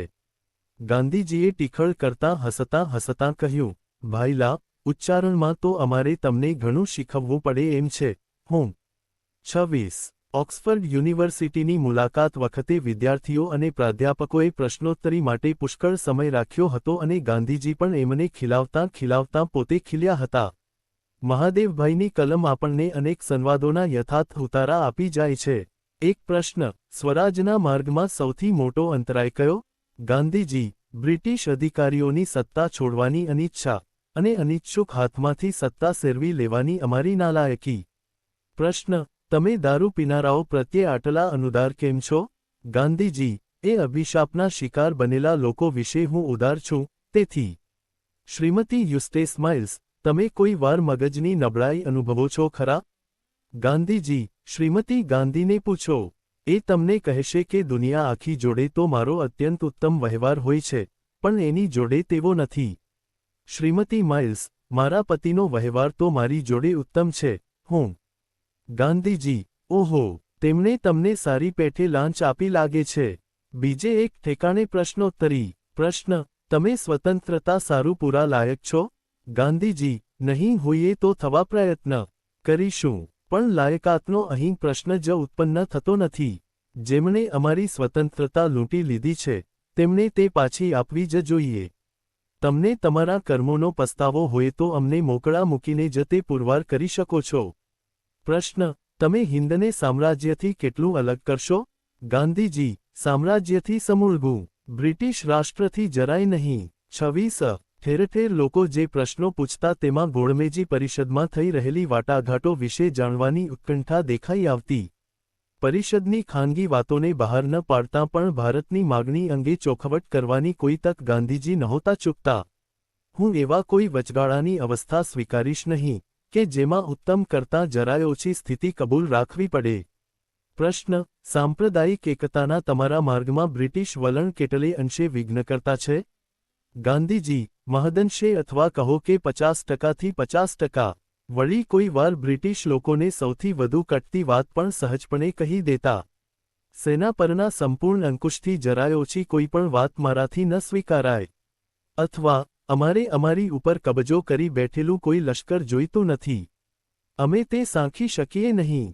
અહીં એક આઇરિશ દેશભક્ત, જે ડેલ્વિનનું નીચેનું અત્યંત પ્રાસંગિક કથન મહાદેવભાઈ ટાંકે છે.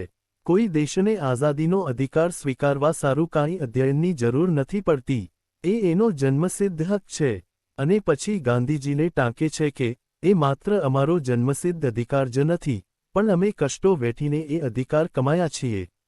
પોતાના સ્વામીનો પુણ્યપ્રકોપ વર્ણવતા મહાદેવભાઈ લખે છે, ઇંગ્લેન્ડમાં ભારત વિશેના પ્રચંડ અજ્ઞાન કરતાં બીજું કાંઈ ગાંધીજીને વધુ ઉશ્કેરતું નથી. ખૂબ મહત્વપૂર્ણ ઇંગ્લિશ નરનારીઓની સભામાં એક વખત ગાંધીજી બોલી ઉઠે છે, ભારત પર ઉપકાર કોણે ચડાવ્યો છે, તમે કે અમે? ઘાયલ કી ગત તો ઘાયલ જ જાણે. તમને એનું ભાન છે ખરું કે તમારી ઉપર વારી વારી જતા હતા એવા દાદાભાઈ, ફિરોજ શાહ, રાનડે, ગોખલે વગેરે સર્વે એક બાબતમાં એકમત હતા કે સરવાળે તમે ભારતને નુકસાન જ વધુ કર્યું છે? અમારામાં ભલે વહીવટની કુશળતા ન હોય, સર હેનરી કેમ્બેલ બેનરમેને નહોતું કહ્યું કે સુરાજ્ય કાંઈ સ્વરાજનું સ્થાન લઈ શકે નહીં?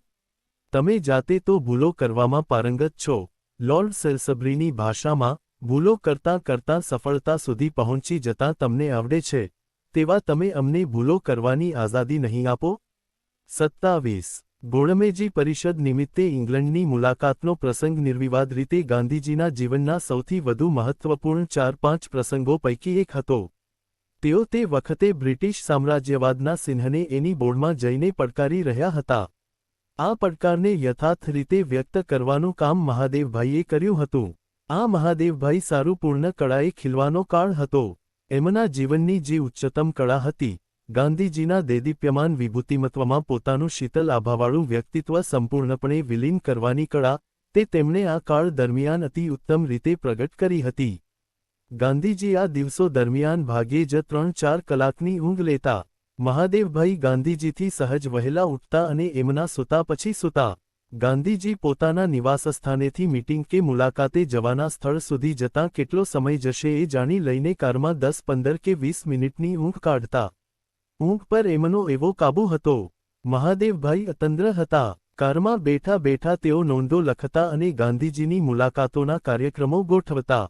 ગાંધીજી કોઈ વાર ભરીસભામાં ઝોકું ખાઈ લઈને ખરી અણીને વખતે જાગીને સામાના પ્રશ્નનો સચોટ જવાબ આપીને લોકોને આશ્ચર્યચકિત કરી મૂકતા.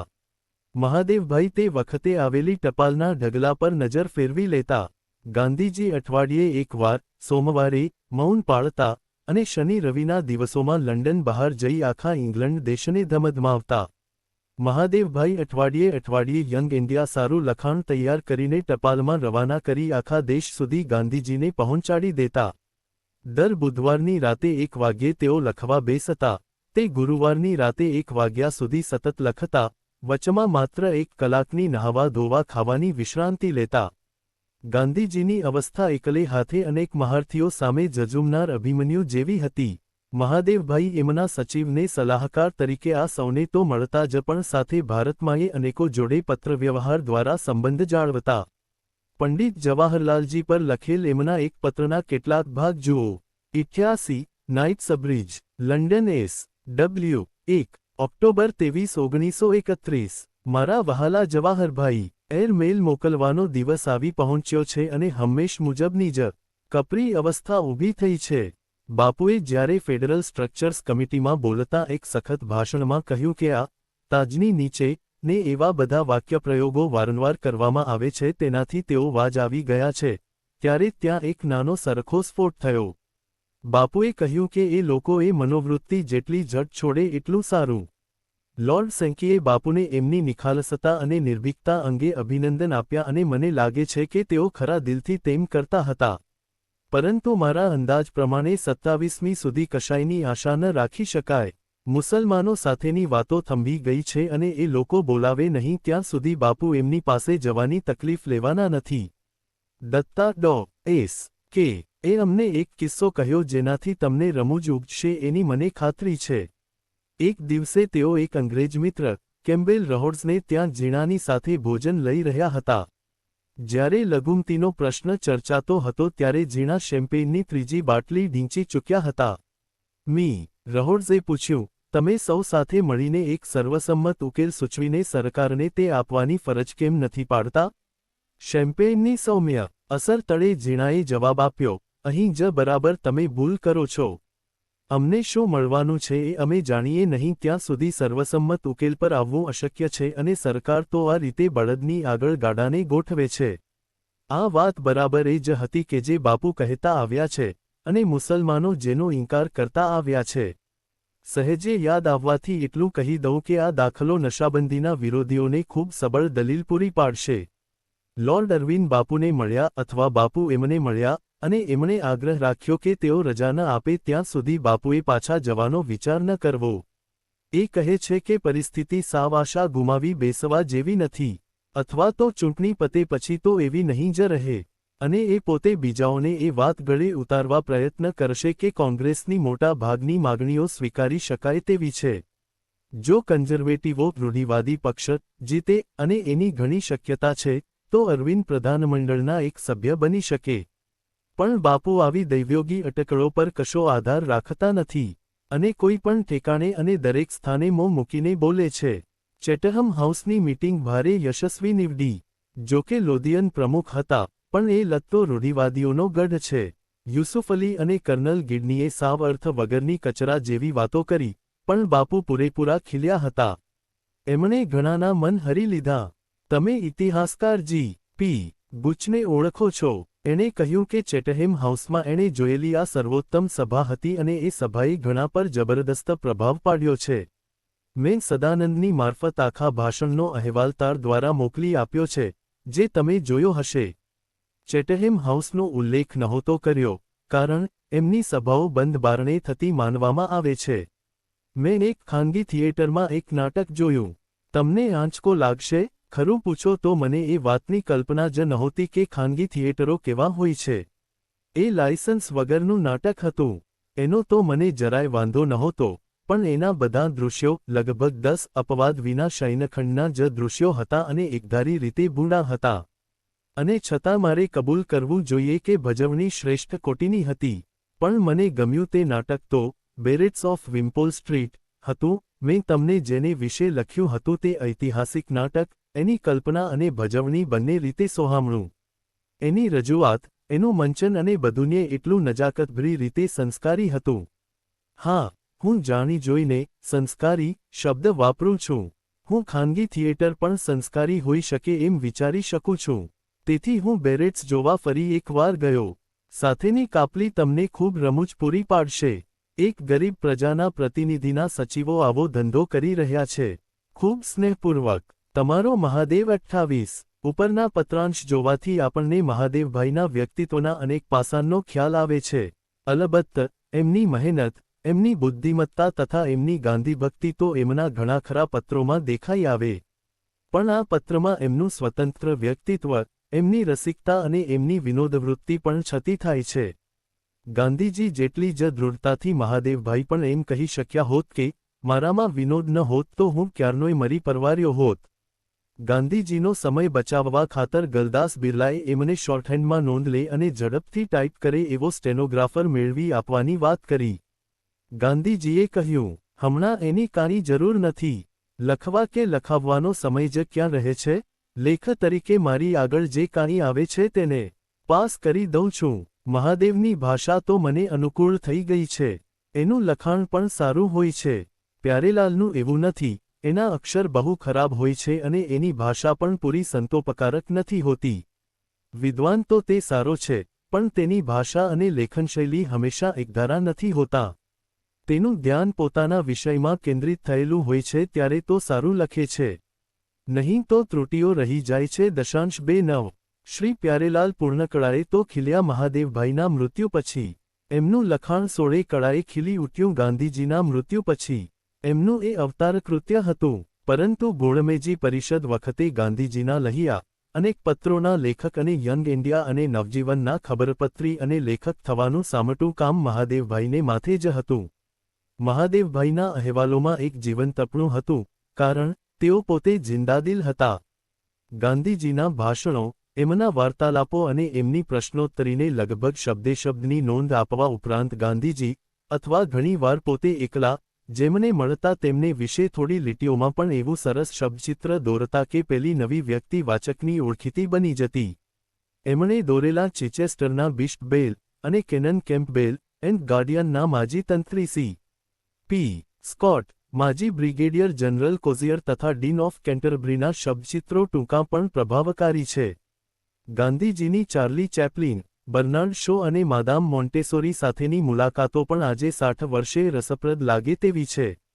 ગાંધીજીને જ્યારે કહેવામાં આવ્યું કે ચાર્લી ચેપ્લિન એમને મળવા માગે છે, ત્યારે તેમણે પૂછ્યું કે, એ કોણ છે?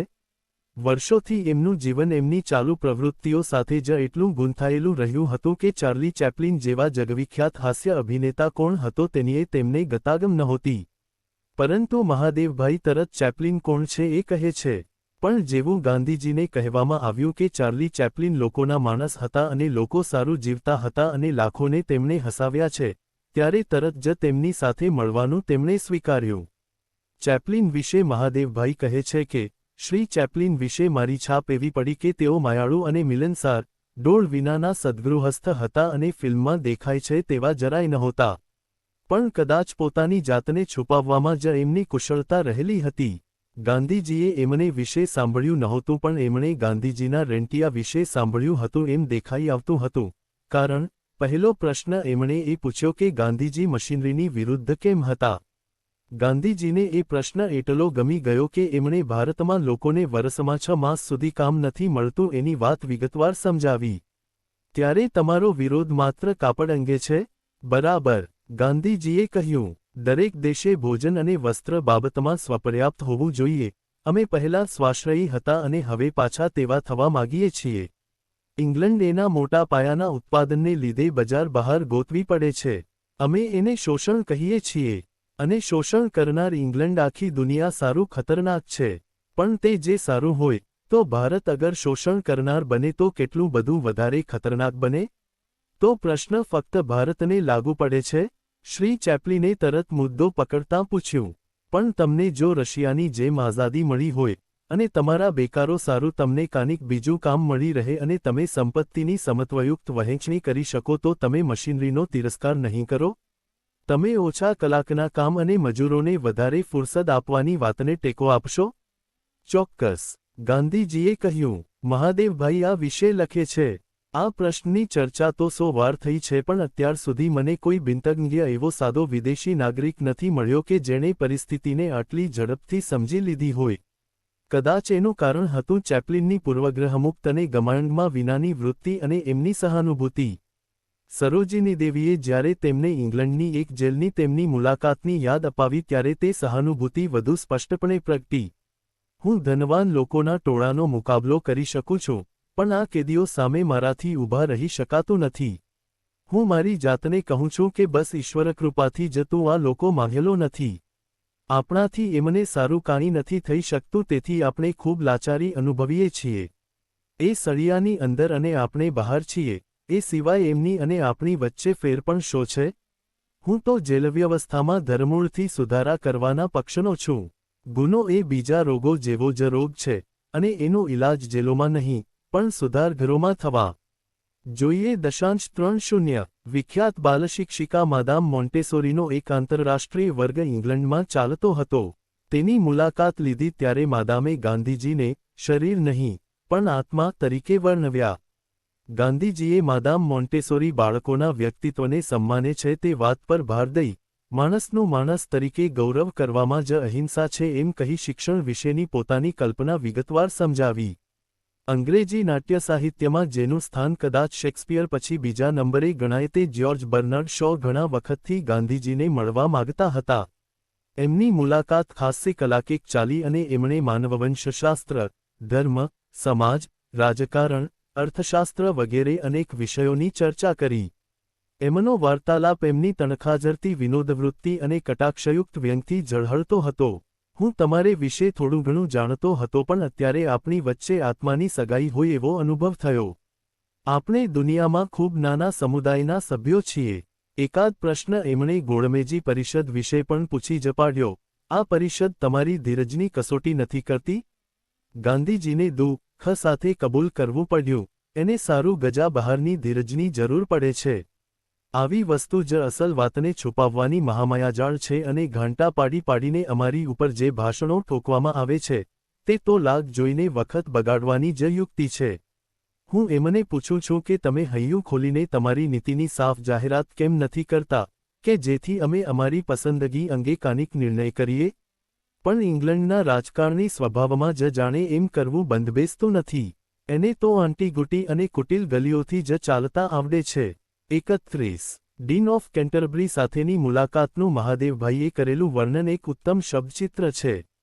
ડીને કહ્યું, છાપાવાળાઓને પ્રશ્ન થાય છે કે ગાંધીને કેન્ટરબરી આવવાનું શું પ્રયોજન હશે?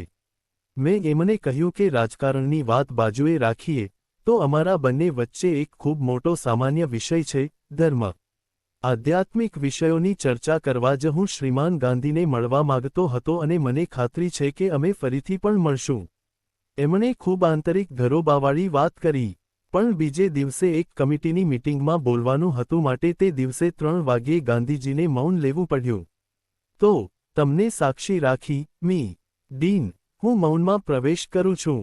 ગાંધીજીએ વિનોદપૂર્વક કહ્યું, અને તમને જે બોલાવશે એની ઉપર અભિશાપ વરસજો.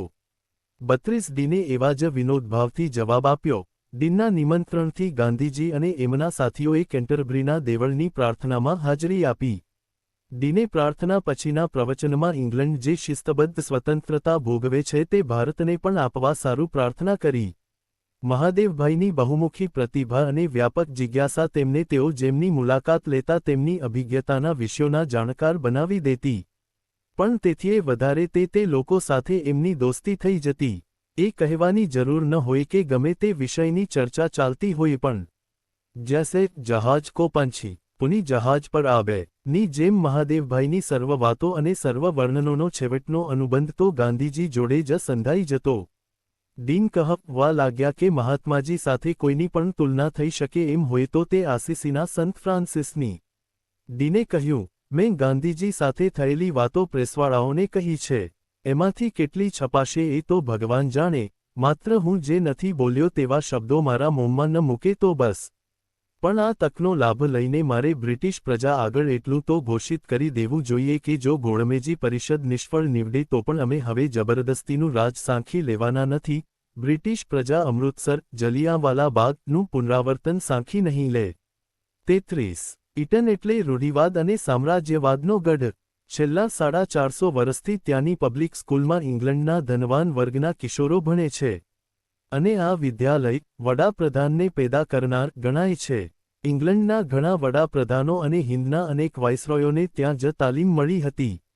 ઇંગ્લેન્ડની સેનાના ઘણા જનરલો પણ ત્યાં તાલીમ પામ્યા હતા.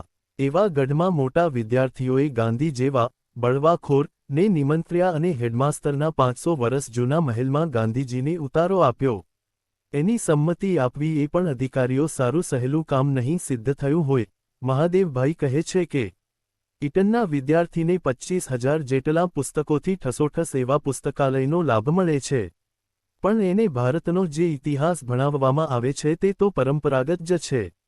કદાચ ગાંધીજીને નિમંત્રવાની રજા આપવાનું કારણ પણ એ જ હશે કે છોકરાઓને એ વાતનો બરાબર પદાર્થપાઠ મળે કે ભારત પોતે પોતાનું ચલાવી શકે એમ નથી અને એને પરાધીન જ રહેવું જોઈએ. ગાંધીજીએ ભેગા થયેલા 50 જેટલા વિદ્યાર્થીઓને પ્રશ્નો પૂછવા નિમંત્ર્યા. એમના પ્રશ્નો પણ જાણે પહેલેથી નક્કી કરી રાખેલા હોયને એવા હતા. શૌકતલીએ અમને મુસ્લિમ કેસ સમજાવ્યો, તમે હિન્દુ કેસ સમજાવશો? પ્રમુખે પ્રસ્તાવના વખતે પણ આ જ પ્રશ્ન ઉઠાવ્યો હતો અને વિદ્યાર્થીઓ પણ એનો એ જ પ્રશ્ન ખડો કરતા હતા. પૂર્વ લંડનના ગરીબ લત્તામાં રહેતા બાળકો ગાંધીજી ઉપર એમના ઘર, એમના કપડાં, એમના ચપ્પલ અને એમની ભાષા વિશે પ્રશ્નોની ઝડી વરસાવતા. એના કરતાં આ પ્રશ્ન કેટલો જુદો હતો. પણ ગાંધીજીએ પડકાર ઝીલી લીધો અને એવો જવાબ આપ્યો કે જેની એ લોકોને અપેક્ષા નહીં હોય. તમે ઇંગ્લેન્ડમાં એક મોટું સ્થાન ધરાવો છો. તમારામાંથી કેટલાક વડાપ્રધાનોને જનરલો બનશે. તમારું ચરિત્ર હજી ઘડાય છે, ત્યાં સુધીમાં હું તમારા હૃદયમાં પ્રવેશ કરવા માગું છું. તમને ભણાવવામાં આવતા ખોટા ઇતિહાસને સ્થાને હું તમને કેટલીક સાચી હકીકતો કહેવા માગું છું. મોટા અધિકારીઓમાં મને અજ્ઞાન એટલે જ્ઞાનનો અભાવ નહીં, પણ ખોટી માહિતીને આધારે આવતું અજ્ઞાન દેખાય છે.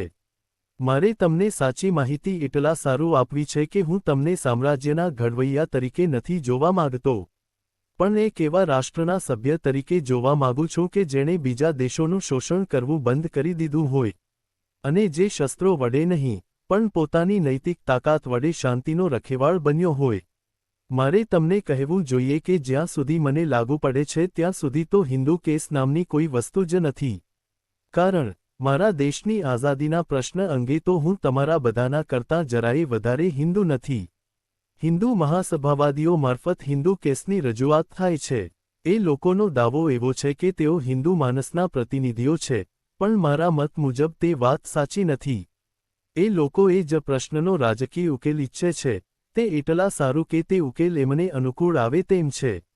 હું આને વિધ્વંસક દાવપેચ કહું છું, અને એમને વિનવી રહ્યો છું કે મોટી બહુમતીના પ્રતિનિધિ તરીકે તેમણે આગળ આવીને નાની લઘુમતીને જે જોઈએ છે તે આપવું જોઈએ. તેમ કરવાથી વાતાવરણ જાદુઈ રીતે સુધરી જશે. સંપ્રદાયવાદનો આ હાવ તો મોટે ભાગે શહેરો પૂરતો જ સીમિત છે, અને શહેરો કાંઈ હિન્દ નથી. એ તો લંડન અને બીજા પશ્ચિમી શહેરોની નકલ માત્ર છે. એ જાગ્રતપણે કે સભાનપણે ગામડાઓનો શિકાર કરીને જીવે છે અને ઇંગ્લેન્ડના દલાલ બનીને તમારી સાથે શોષણમાં ભાગ પડાવે છે. ભારતની આઝાદીના મહાન પ્રશ્ન આગળ આ કોમી પ્રશ્ન કાંઈ વિસાતમાં નથી, પણ આઝાદીના એ પ્રશ્ન અંગે તો બ્રિટિશ મિનિસ્ટરો સમજીબૂજીને ચૂપકીદી સેવે છે. એ લોકો એ વાત ભૂલી જાય છે કે અસંતુષ્ટ બળવાખોર હિન્દ આગળ એ ઝાઝો વખત ટકી શકશે નહીં. એ વાત સાચી છે કે અમારો બળવો અહિંસક છે, પણ બળવો તો એ છે જ. જેવી વિદેશની ફાચર વચ્ચેથી કાઢવામાં આવશે તેવા સમાજના બે ફાડિયા ભેગા થઈ જ છૂટકો છે. તેથી હિન્દુ કેસ જેવી કશી વાત નથી, અને જે હશે તો એનું દુર્લક્ષ કરવું ઘટે 3.4. પણ તમારે જો ઇતિહાસનો અભ્યાસ કરવો જ હોય તો એનાથી ઘણા મોટા પ્રશ્નનો અભ્યાસ કરો. લાખો લોકોએ અહિંસા અંગીકાર કરવાનું કેવી રીતે નક્કી કર્યું અને તેઓ એને કેવી રીતે વળગી રહ્યા, તેનો અભ્યાસ કરો કે જેથી તમે મોટા થાઓ ત્યારે તમારો વારસો સુધારી શકો. તમારો દેશ અમારી પર રાજ કરે છે એ તમારે માટે ગર્વનો વિષય ન બનવો જોઈએ. આજ સુધીમાં કોઈએ પોતાને જંજીરમાં નાખ્યા વિના બીજાને જંજીરમાં નાખ્યા નથી, અને કોઈ દેશે પોતે ગુલામ બન્યા વિના બીજા દેશને ગુલામ બનાવ્યો નથી. આજે ઇંગ્લેન્ડ અને હિન્દ વચ્ચે જે નાતો છે, તે અત્યંત પાપમય, અત્યંત અસ્વાભાવિક નાતો છે. અને હું ઈચ્છું છું કે તમે અમારા આ કાર્યને એટલા સારું દુઆ આપો કે અમે સ્વતંત્રતા મેળવવાનો અમારો જન્મસિદ્ધને સ્વાભાવિક અધિકાર ઉપરાંત અમારી તપશ્ચર્યા અને કષ્ટસહન દ્વારા એના બેવડા અધિકારી બનીએ. હું ઈચ્છું છું કે તમે મોટા થાઓ ત્યારે તમારા દેશનો શોષણના એના પાપમાંથી ઉદ્ધાર કરીને દેશના ગૌરવમાં અદ્વિતીય એવો ઉમેરો કરો અને તેમ કરી માનવજાતિની પ્રગતિમાં પ્રદાન કરો. 34. ગાંધીજીનું મિશન અંગ્રેજો પાસેથી માગી ભીખીને હિન્દ સારું અધિકારો મેળવવાનું નહોતું. ગાંધીજી તો હિન્દને સ્વતંત્રતા અપાવીને ઇંગ્લેન્ડને એના પાપોનું પ્રક્ષાલન કરાવવા અને એના માનવીય ગૌરવમાં વૃદ્ધિ કરાવવા માગતા હતા. એમનું જીવનકાર્ય માત્ર વીરતાનું નહીં, પણ મહાવીરપણાનું હતું. એ વાતની પ્રતીતિ મહાદેવભાઈએ હાઈસ્કૂલના કિશોરો આગળ આપેલા ગાંધીજીના પ્રવચનની નોંધ પરથી છતું કર્યું છે. ગોળમેજી પરિષદની અંદર અને પરિષદની બહાર હિન્દને આઝાદી આપવાની વિરુદ્ધ ઠેકઠકાણે મુખ્ય દલીલ એ જ કરવામાં આવતી હતી કે એની માગ એકવાજે આવવી જોઈએ. આજે તો પ્રતિનિધિઓ આ બાબતમાં મતભેદ પ્રગટ કરે છે.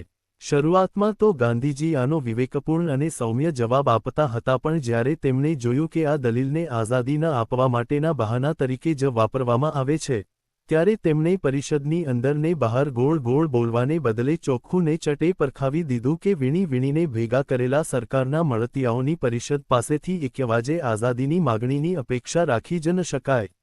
અમે જીવનમરણનો સંગ્રામ ખેલ્યા છીએ. ઇંગ્લેન્ડના એક વધુમાં વધુ ખાનદાન માણસે અમારી કસોટી કરી છે અને અમે તેમાં નાપાસ નથી સિદ્ધ થયા. પરિણામે તેણે જેલના દરવાજા ખોલી નાખ્યા અને કોંગ્રેસને ગોળમેજી પરિષદમાં ભાગ લેવા જવા વિનંતી કરી. અમે લાંબી લાંબી વાતોને વાટાઘાટો કરી. એમાં અમે વધુમાં વધુ ધીરજ રાખી. એક સંધિ થઈ જેની હેઠળ કોંગ્રેસે ગોળમેજી પરિષદમાં પ્રતિનિધિત્વ કરવાનું સ્વીકાર્યું. સરકારે એ સંધિને પાળવા કરતાં થોડી વધારે ઘણા દગદગા પછી મેં આવવાનું સ્વીકાર્યું, કારણ પેલા ઇંગ્લિશમેનને આપેલું વચન મારે પાળવું હતું. અહીં આવીને મેં જોયું કે ભારત અને કોંગ્રેસની સામે મંડાયેલી તાકાતો અંગે મેં ખોટી ગણતરી કરી હતી. પણ તેનાથી હું બેબાકળો બનતો નથી. મારે જઈને કષ્ટસહન દ્વારા એ પુરવાર કરવું પડશે કે આખો દેશ આ માગણી કરે છે. હું તમારા શરીરને બદલે તમારા દિલને સ્પર્શ કરવા માગું છું. આ વખતે જો હું સફળ નહીં થાઉં તો આવતી વખતે થઈશ. 3.5 આ વાર્તાલાપને અમે કંઈક વિસ્તારથી એટલા સારું આપ્યો કે પરિષદની અંદર શું કે પરિષદની બહાર શું ગાંધીજીની મુખ્ય વાતોનો સાર આ વાર્તાલાપમાં આવી જાય છે. પરિષદમાં એક મુદ્દો અંત્યજને જુદા મતદારમંડળો આપવા વિશે પણ હતો.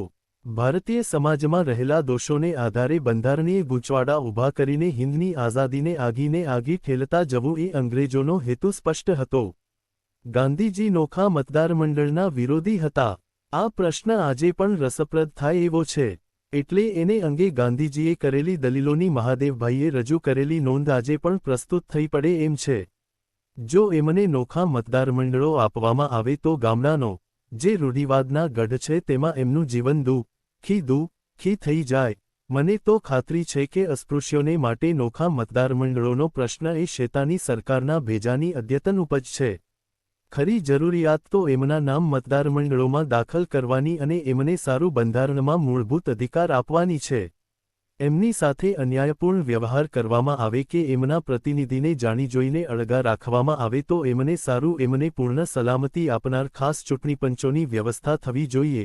અસ્પૃશ્યોને માટે નોખા મતદારમંડળથી તો તેમને કાયમની ગુલામગીરી મળશે.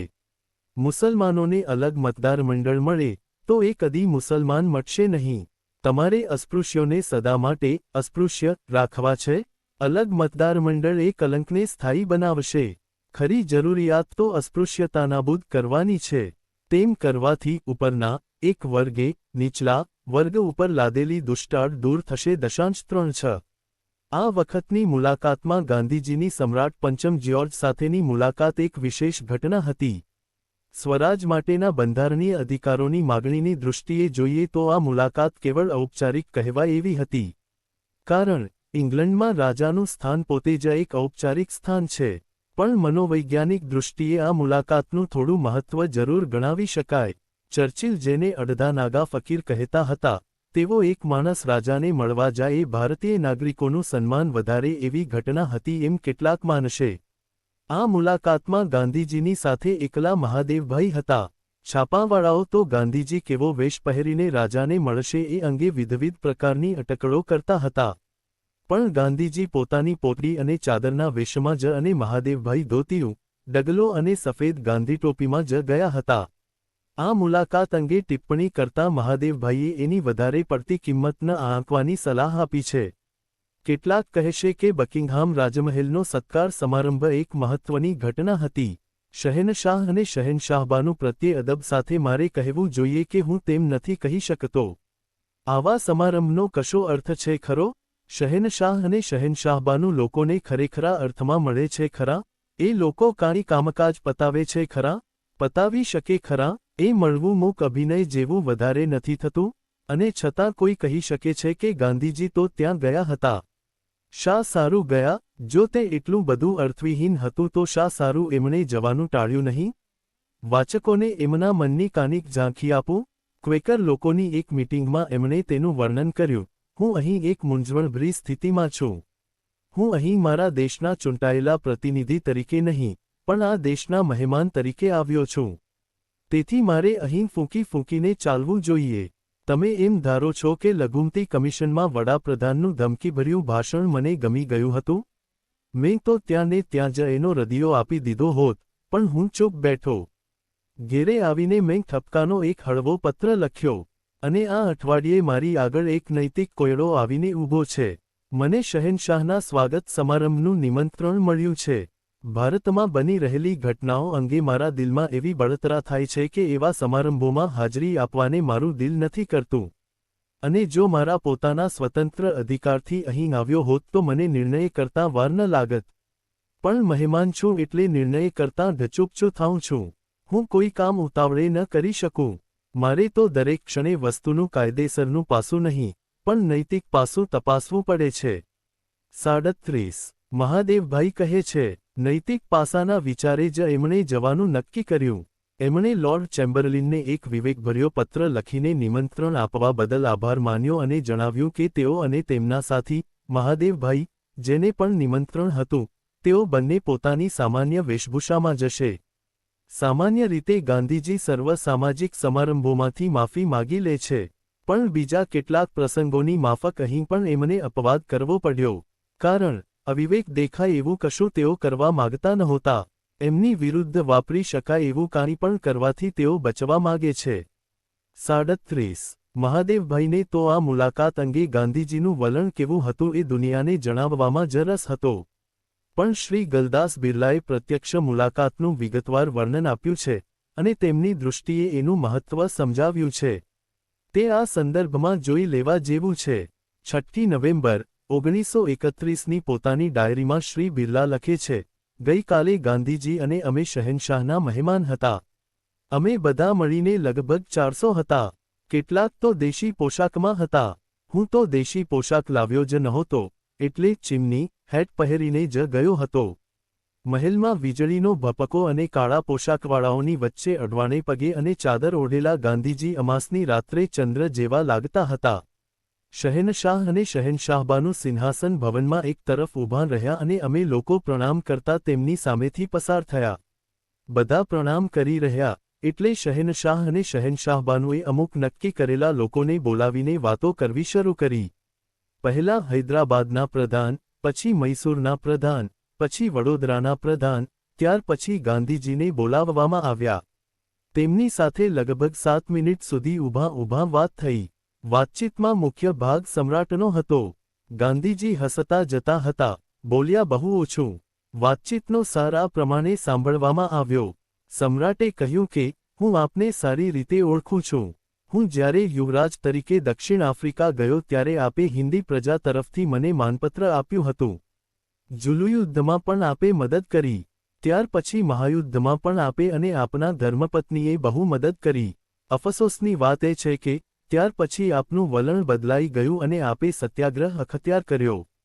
આપ જાણો છો કે પોતાની હકુમત કાયમ રાખવી એ સરકારને માટે આવશ્યક છે, રાજ્ય તો આખરે ચલાવવું જ પડે છે. ગાંધીજીએ કહ્યું, શ્રીમાનને એટલો સમય નથી અને હું પ્રત્યુત્તર આપવા ઈચ્છતો પણ નથી. સમ્રાટે કહ્યું, ઠીક, પણ રાજ્ય તો કરવું જ પડે છે. પછી તેમણે બંગાળની બોમ્બબાજીનો ઉલ્લેખ કર્યો અને કહ્યું કે આ બહુ બુરી વસ્તુ છે, એથી કાંઈ લાભ નથી. ગાંધીજીએ કહ્યું કે હું એ રોકવાનો ખૂબ પ્રયત્ન કરતો રહું છું. પછી સમ્રાટે પૂછ્યું, મેં સાંભળ્યું છે કે આપ બાળકોને ખૂબ ચાહો છો, એ સાચું છે?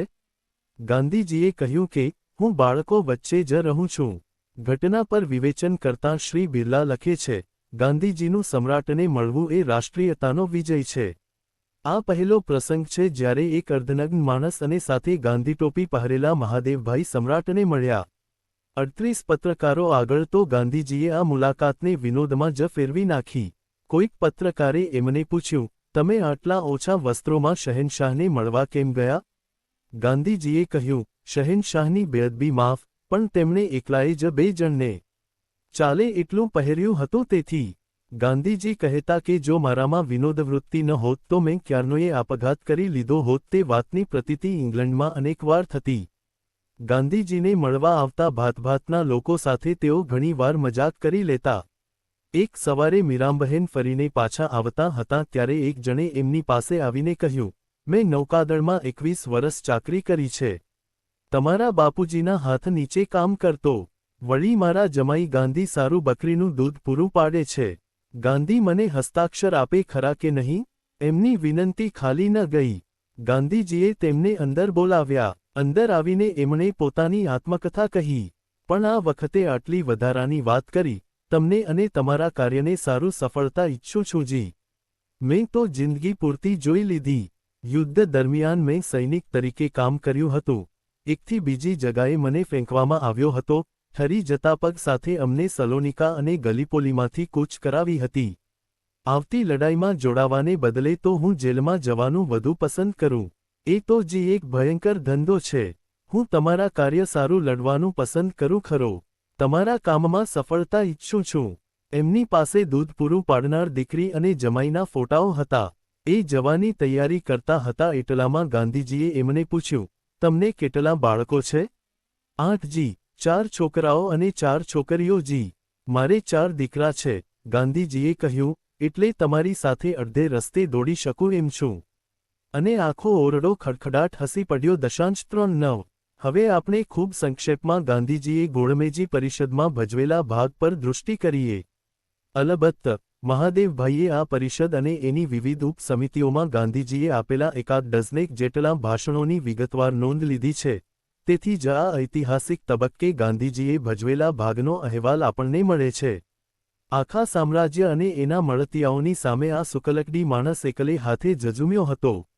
બ્રિટિશ સરકારે ઈચ્છ્યું હોત તો કદાચ ગાંધીજીના ભાષણોને એમના અધિકૃત અહેવાલમાં દાટી કે છુપાવી દીધા હોત, પણ ગાંધીની સિંહગર્જનાને જીરવા અને ઝીલવા મહાદેવની લેખીની સમર્થ હતી.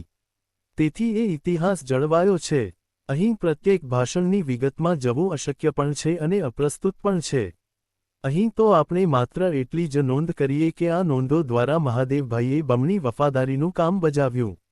પહેલી વફાદારી ગાંધીજી પ્રત્યે કે જેને લીધે એમના શબ્દોનો મર્મ સમજીને એ શબ્દોને ઝીલ્યા. બીજી વફાદારી દેશ પ્રત્યે જેના લોકોને ગાંધીજીના દરેકે દરેક ભાષણથી મહાદેવભાઈએ વાકેફ રાખ્યા. ગોળમેજી પરિષદની ફેડરલ સ્ટ્રક્ચર કમિટી સામેના પ્રથમ ભાષણમાં ગાંધીજીએ ભારતીય રાષ્ટ્રીય કોંગ્રેસની ભૂમિકા સમજાવીને રાષ્ટ્રીય ઇતિહાસના પરિપ્રેક્ષ્યમાં દેશની માગ શી છે એની સ્પષ્ટ સમજ આપી. એમણે કહ્યું કે અમારે માત્ર રાજનૈતિક બંધારણીય ફેરફારો નથી જોઈતા, અમારે ઇંગ્લેન્ડ જોડે સંબંધો કાપી નથી નાખવા, માત્ર અમારે એની જોડે સરખેસરખી ભાગીદારી જોઈએ છે. ઇંગ્લેન્ડ જેટલી જ સંપૂર્ણ આઝાદી મેળવ્યા વિના એ શક્ય નથી. સરકારે જાણી જોઈને ગાંધીજીને પજવવાના ખ્યાલથી જ જાણે ન હોય તેમ તેમને ગોળમેજી પરિષદની લઘુમતી સમિતિના અધ્યક્ષ નિમ્યા હતા. એની જાહેર બેઠકની શરૂઆતમાં જ ગાંધીજીએ એક અઠવાડિયા સુધી ખાનગી વાટાઘાટો દ્વારા એકમતી સાધવામાં સાંપડેલી નિષ્ફળતાના એકરારથી કરી. એમણે એ પણ સ્પષ્ટતા કરી કે કમિટી બનાવવામાં જ એવી રીતે આવી હતી કે તેમાં નિષ્ફળતાના કારણો સમાયેલા હતા. વળી જ્યાં સુધી સરકાર શું આપવાની છે એની જાણ ન થાય ત્યાં સુધી આસપાસના કજિયાથી આપણે શું ખોવાના છીએ એનું ભાન શી રીતે થાય? એટલે એની કશી જાહેરાત કર્યા વિના લઘુમતી સમિતિને બોલાવવી એક વખતનો નિર્ણય હતો. ગાંધીજીએ લઘુમતી સમિતિને અનિશ્ચિતકાળ સુધી મુલતવી રાખવાની સલાહ પણ આપી. ગાંધીજીના પ્રમુખપણા હેઠળ લઘુમતી સમિતિમાં કોઈ સર્વસંમત નિર્ણય ન થઈ શક્યો એટલે કેટલીક લઘુમતીના પ્રતિનિધિઓએ મળીને પોતાનું એક સર્વસંમત નિવેદન ઘડ્યું. સર હ્યુબર્ટ કારે કટાક્ષમાં ગાંધીજીનો આભાર માનીને કહ્યું કે આપ નિષ્ફળ ગયા એટલે જ બીજી લઘુમતીઓ સર્વસંમત થઈ શકી. ગાંધીજીએ એનો વળતો જવાબ આપતાં કહ્યું કે સરકારને આત્મસંતોષ લેવાથી હું વંચિત નહીં કરું, પણ એમણે જે કર્યું છે તે માત્ર મળદું ચીરવાનું કામ કર્યું છે. કારણ એમની યોજના જવાબદાર રાજ્યતંત્ર મેળવવાની નહીં, પણ નોકરશાહીમાં ભાગ પડાવવા માટેની જ છે. 40 લઘુમતીઓની યોજનાઓ તરફ આંગળી ચીંધીને વડાપ્રધાને તો એટલે સુધી કહી દીધું હતું કે આ બધી લઘુમતીની જનસંખ્યા ગણીએ તો તે દેશના 46% થાય. એટલે વડાપ્રધાને ગણતરી કરી બતાવી કે આ યોજનાને 11.5 કરોડ લોકોનો ટેકો છે. ગાંધીજીએ કહ્યું કે આમ તે કાંઈ આંકડા ગણાતા હશે, તમે જે આંકડા ગણાવ્યા તેમાં ખાટલે મોટી ખોડ છે. જેમણે આ યોજના પર સહીઓ કરી તે સૌને પોતપોતાની કોમના પ્રતિનિધિ ગણી લીધા. તો અહીં હાજર રહેલી એક મહિલા પ્રતિનિધિએ આમાં સહી નથી કરી, અને મહિલાઓની સંખ્યા તો દરેક કોમમાં અડધોઅડધ છે. એ ગણીએ તો વડાપ્રધાનના 46%, 46 મટીને 23% થઈ જાય. ગાંધીજીએ ફરીથી ભારપૂર્વક કહ્યું કે સેવાના અધિકાર વડે કોંગ્રેસ દેશના 85%થી 95% લોકોનું પ્રતિનિધિત્વ કરે છે. દેશની ખેતી કરનારી જનતાની સેવા અહીં આવેલા સૌમાં ફક્ત કોંગ્રેસે જ કરી છે. સરકાર જો આ પડકારને ઝીલવા તૈયાર હોય તો લોકમત લઈ જુઓ અને પછી જુઓ કોણ કેટલા ટકાનું પ્રતિનિધિત્વ કરે છે તે. એનાથી આગળ ચાલીને હું તો એટલે સુધી કહું કે તમારી જેલોના ચોપડા તપાસો અને જુઓ કે એ ચોપડામાં સત્યાગ્રહી મુસલમાનો કેટલા ભારે પ્રમાણમાં નીકળે છે. આ જ ભાષણમાં ગાંધીજીએ અસ્પૃશ્યોને અલગ પાડવાનો વિરોધ કર્યો, અને છેવટે એટલે સુધી કહ્યું કે મારામાં જેટલી શક્તિ છે તેટલી બધી વાપરીને એ કહેવા માગું છું કે આ યોજનાનો વિરોધ કરનાર હું એકલો જ હોઈશ તો હું પ્રાણપણે એનો વિરોધ કરીશ. ફેડરલ સ્ટ્રક્ચર કમિટીની એક બીજી મીટિંગમાં સંરક્ષણના વિષય પર ચર્ચા કરતાં તેમણે કહ્યું કે જે દેશના હાથમાં એના સંરક્ષણ અને વિદેશનીતિની જવાબદારી ન હોય તેને જવાબદારીભર્યું તંત્ર મળ્યું જ ન કહેવાય, અત્યારે તો અમારા દેશમાં જે સેના છે તે તો કબજે કરી બેઠેલી ફોજ છે. પછી ભલે એમાં શીખ, ગુરખા, પઠાણ, મદ્રાસ કે રાજસ્થાનના લોકો કામ કરતા હોય છે તો એ વિદેશી સરકારના અંકુશ હેઠળની ફોજ.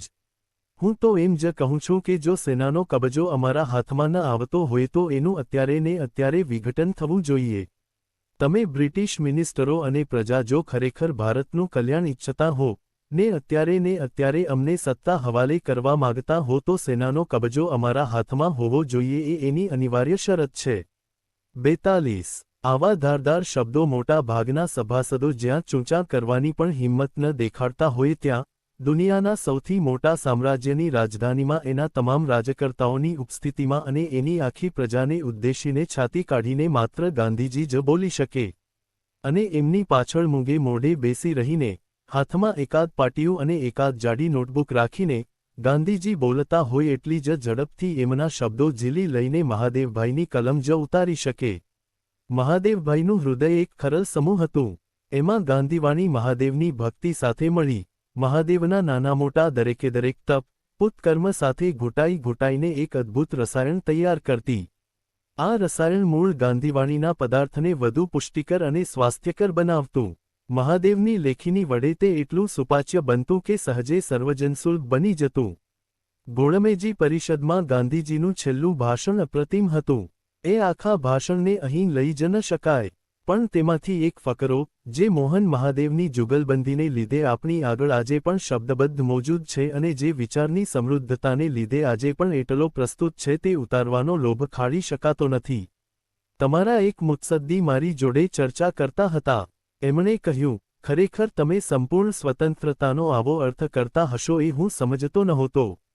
એમણે જાણવું જોઈતું હતું, પણ એ જાણતા નહોતા. એ શું જાણતા નહોતા તે હું તમને કહું. મેં જ્યારે એમને કહ્યું, હું સામ્રાજ્યનો ભાગીદાર ન થઈ શકું, ત્યારે એમણે કહ્યું, અલબત્ત, એ તર્કસંગત વાત છે. મેં જવાબ આપ્યો, પણ મારે તે બનવું છે. મને કોઈ બળજબરીથી બનાવે તેમ નહીં, પણ મારી ઈચ્છા ગ્રેટ બ્રિટનના ભાગીદાર બનવાની છે. મારે અંગ્રેજ પ્રજા જોડે ભાગીદાર બનવું છે, પણ તમારા લોકો જે ભોગવે છે તે જ સ્વતંત્રતા મારે ભોગવવી છે. અને મારે આ ભાગીદારી માત્ર ભારતના લાભ ખાતર નથી જોઈતી કે નથી જોઈતી પરસ્પરના લાભ ખાતર. મારે તો એ ભાગીદારી એટલા સારું જોઈએ છે કે આજે જે ભાર આખી દુનિયાને દળીને ચૂરેચૂરા કરી રહ્યો છે તે એમના ખભા પરથી હટી જાય. ગાંધીજીએ ગોળમેજી પરિષદની છેલ્લી બેઠકમાં પોતે ખાલી હાથે જતા હતા છતાં ઉત્સાહપૂર્વક કહ્યું, મને શહેનશાહ અને શહેનશાહબાનુથી માંડીને લંડનના ઈસ્ટ એન્ડમાં જ્યાં મેં નિવાસ કર્યો છે ત્યાં વસતા ગરીબમાં ગરીબ માણસનો આભાર માનવાનું સુખદ કાર્ય કરવા દો. એ મહોલ્લો જે લંડનના ઈસ્ટ એન્ડના ગરીબ લોકોનું પ્રતિનિધિત્વ કરે છે ત્યાં હું એમના માહેલો જ બની ગયો છું. એ લોકોએ મને પોતાના પરિવારના એક સભ્ય, એક કૃપાપાત્ર સભ્ય તરીને સ્વીકાર્યો છે. મારી સાથે ગાંઠે બાંધી જઈશ તેવું એ મોંઘામાં મોંઘું ધન હશે. અહીં પણ જેમના સંપર્કમાં આવ્યો છું તેમના તરફથી મને આદરવિવેક સિવાય બીજું કશું મળ્યું નથી. હું આટલા બધા અંગ્રેજોના સંપર્કમાં આવ્યો છું. મારે સારું એ અમૂલ્ય લહાવો હતો. એમણે ઘણીવાર એમને સારું જે અપ્રિય હશે એવા સત્યને સાંભળ્યું છે. મારે એવી વાતો એમને કહેવી પડી છે, પણ એમણે કદીએ જરાકે અધીરાઈ કે ચીડ નથી દેખાડી. આ બધી વાતો ભૂલવી મારે સારું અસંભવ છે. મારું ગમે તે થાઓ, આ ગોળમેજી પરિષદમાંથી ગમે તે નીપજે, પણ એક વાત તો હું જરૂર મારી સાથે લેતો જઈશ, કે ઉપરથી માંડીને નીચે સુધી મને તો વધુમાં વધુ વિનય અને સ્નેહ સિવાય કશું સાંપડ્યું નથી. મને લાગે છે કે આ માનવીય સ્નેહ મેળવવા ખાતર પણ મારું ઇંગ્લેન્ડ આવવાનું સાર્થક થયું છે. જોકે અંગ્રેજ સ્ત્રીપુરુષોને જૂઠાણા પર પોષવામાં આવ્યા છે, જેને તમારા છાપાનોને ઘણી વાર કદરૂપા કરતા હું જાઉં છું, ને લેન્કેશાયરમાં ત્યાંના લોકોને મારા પ્રત્યે ચીડાવાને કદાચ કાનિક કારણ પણ હશે, પણ ત્યાંને મેં કશી ચીડ કે ગુસ્સો ન ભાળ્યો. ત્યાંના કારખાનામાં કામ કરતા કારીગરોમાંય નહીં. તેથી માનવ સ્વભાવ વિશેની મારી શ્રદ્ધા વધુ ઊંડી ગઈ છે અને વધુ અદમ્ય બની છે. મારી જોડે હું હજાર અંગ્રેજોની ભાઈબંધી લેતો જાઉં છું. હું એ લોકોને ઓળખતો નથી, પણ વહેલી સવારે જ્યારે હું સડક પર ફરવા નીકળું છું ત્યારે હું તેને તેમની આંખોમાં નિહાળું છું. મારા અભાગિયા દેશનું ગમે તે થાય તોય આ સર્વ આતિથ્ય, આ સર્વ કૃપા, મારા સ્મરણમાંથી કદી ભૂંસાશે નહીં, તમારી સહિષ્ણુતા બદલ હું આભારી છું. 4.3 મહાદેવભાઈ ઇંગ્લેન્ડ છોડતા પહેલા બાબલાને યાદ કરીને એને સારુકાનિક વસ્તુ ખરીદવા એકતા હેરિસન સાથે બજારમાં ગયા. તેઓ તેમને રમકડાની એક પ્રસિદ્ધ દુકાન હરોડ સ્ટોર્સમાં લઈ ગયા. પણ ત્યાંનો આડંબર જોઈને મહાદેવભાઈ કહે, બીજા બાળકોને પૂરતું ખાવાનું નથી મળતું ત્યાં હું બાબલાને માટે આવા રમકડાં કેમ ખરીદી શકું? છેવટે તેમણે એક સસ્તી દુકાનમાંથી 6 પેનીની રંગની પેટી અને ચિત્રો દોરવા માટે એક ચોપડી ખરીદી. નોંધ 1. એયોર 47 પ્રૂ 433 2. સંપાદકો C Rajagopalachari J C Kumarappa the Nation's Voice પ્રૂ 96 3. એજન પ્રૂ 101 4. એજન પ્રૂ 111 5. એજન પ્રૂ 115 6. એજન પ્રૂ 116 7.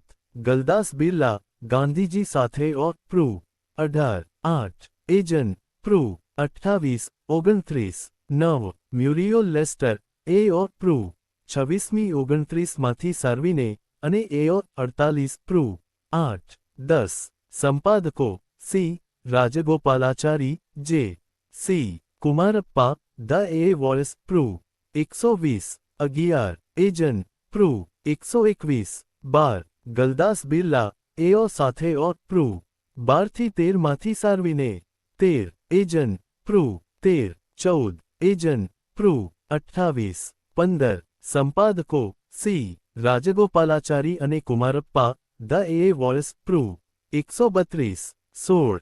ગલદાસ બિરલા એઓ સાથે ઓર પ્રૂ 39થી 40માંથી સારવીને 17. એજન પ્રૂ 51 18. એજન પ્રૂ 53 19. એજન પ્રૂ 55 20. એજન પ્રૂ 56 21. એજન પ્રૂ 28 22. સંપાદકો સી રાજગોપાલાચારી અને જે સી કુમારપ્પા ધ એ વોઇસ પ્રૂ 228 23. સંપાદકો સી રાજગોપાલાચારી અને કુમારપ્પા ધ એ વોઇસ પ્રૂ 208મી 212માંથી સારવીને 24. એજન પ્રૂ 213 25. એજન પ્રૂ 122 26. એજન પ્રૂ 141 26. એજન પ્રૂ 191થી 192 27. એજન પ્રૂ 147 28. નહેરુ મ્યુઝિયમ અને પુસ્તકાલય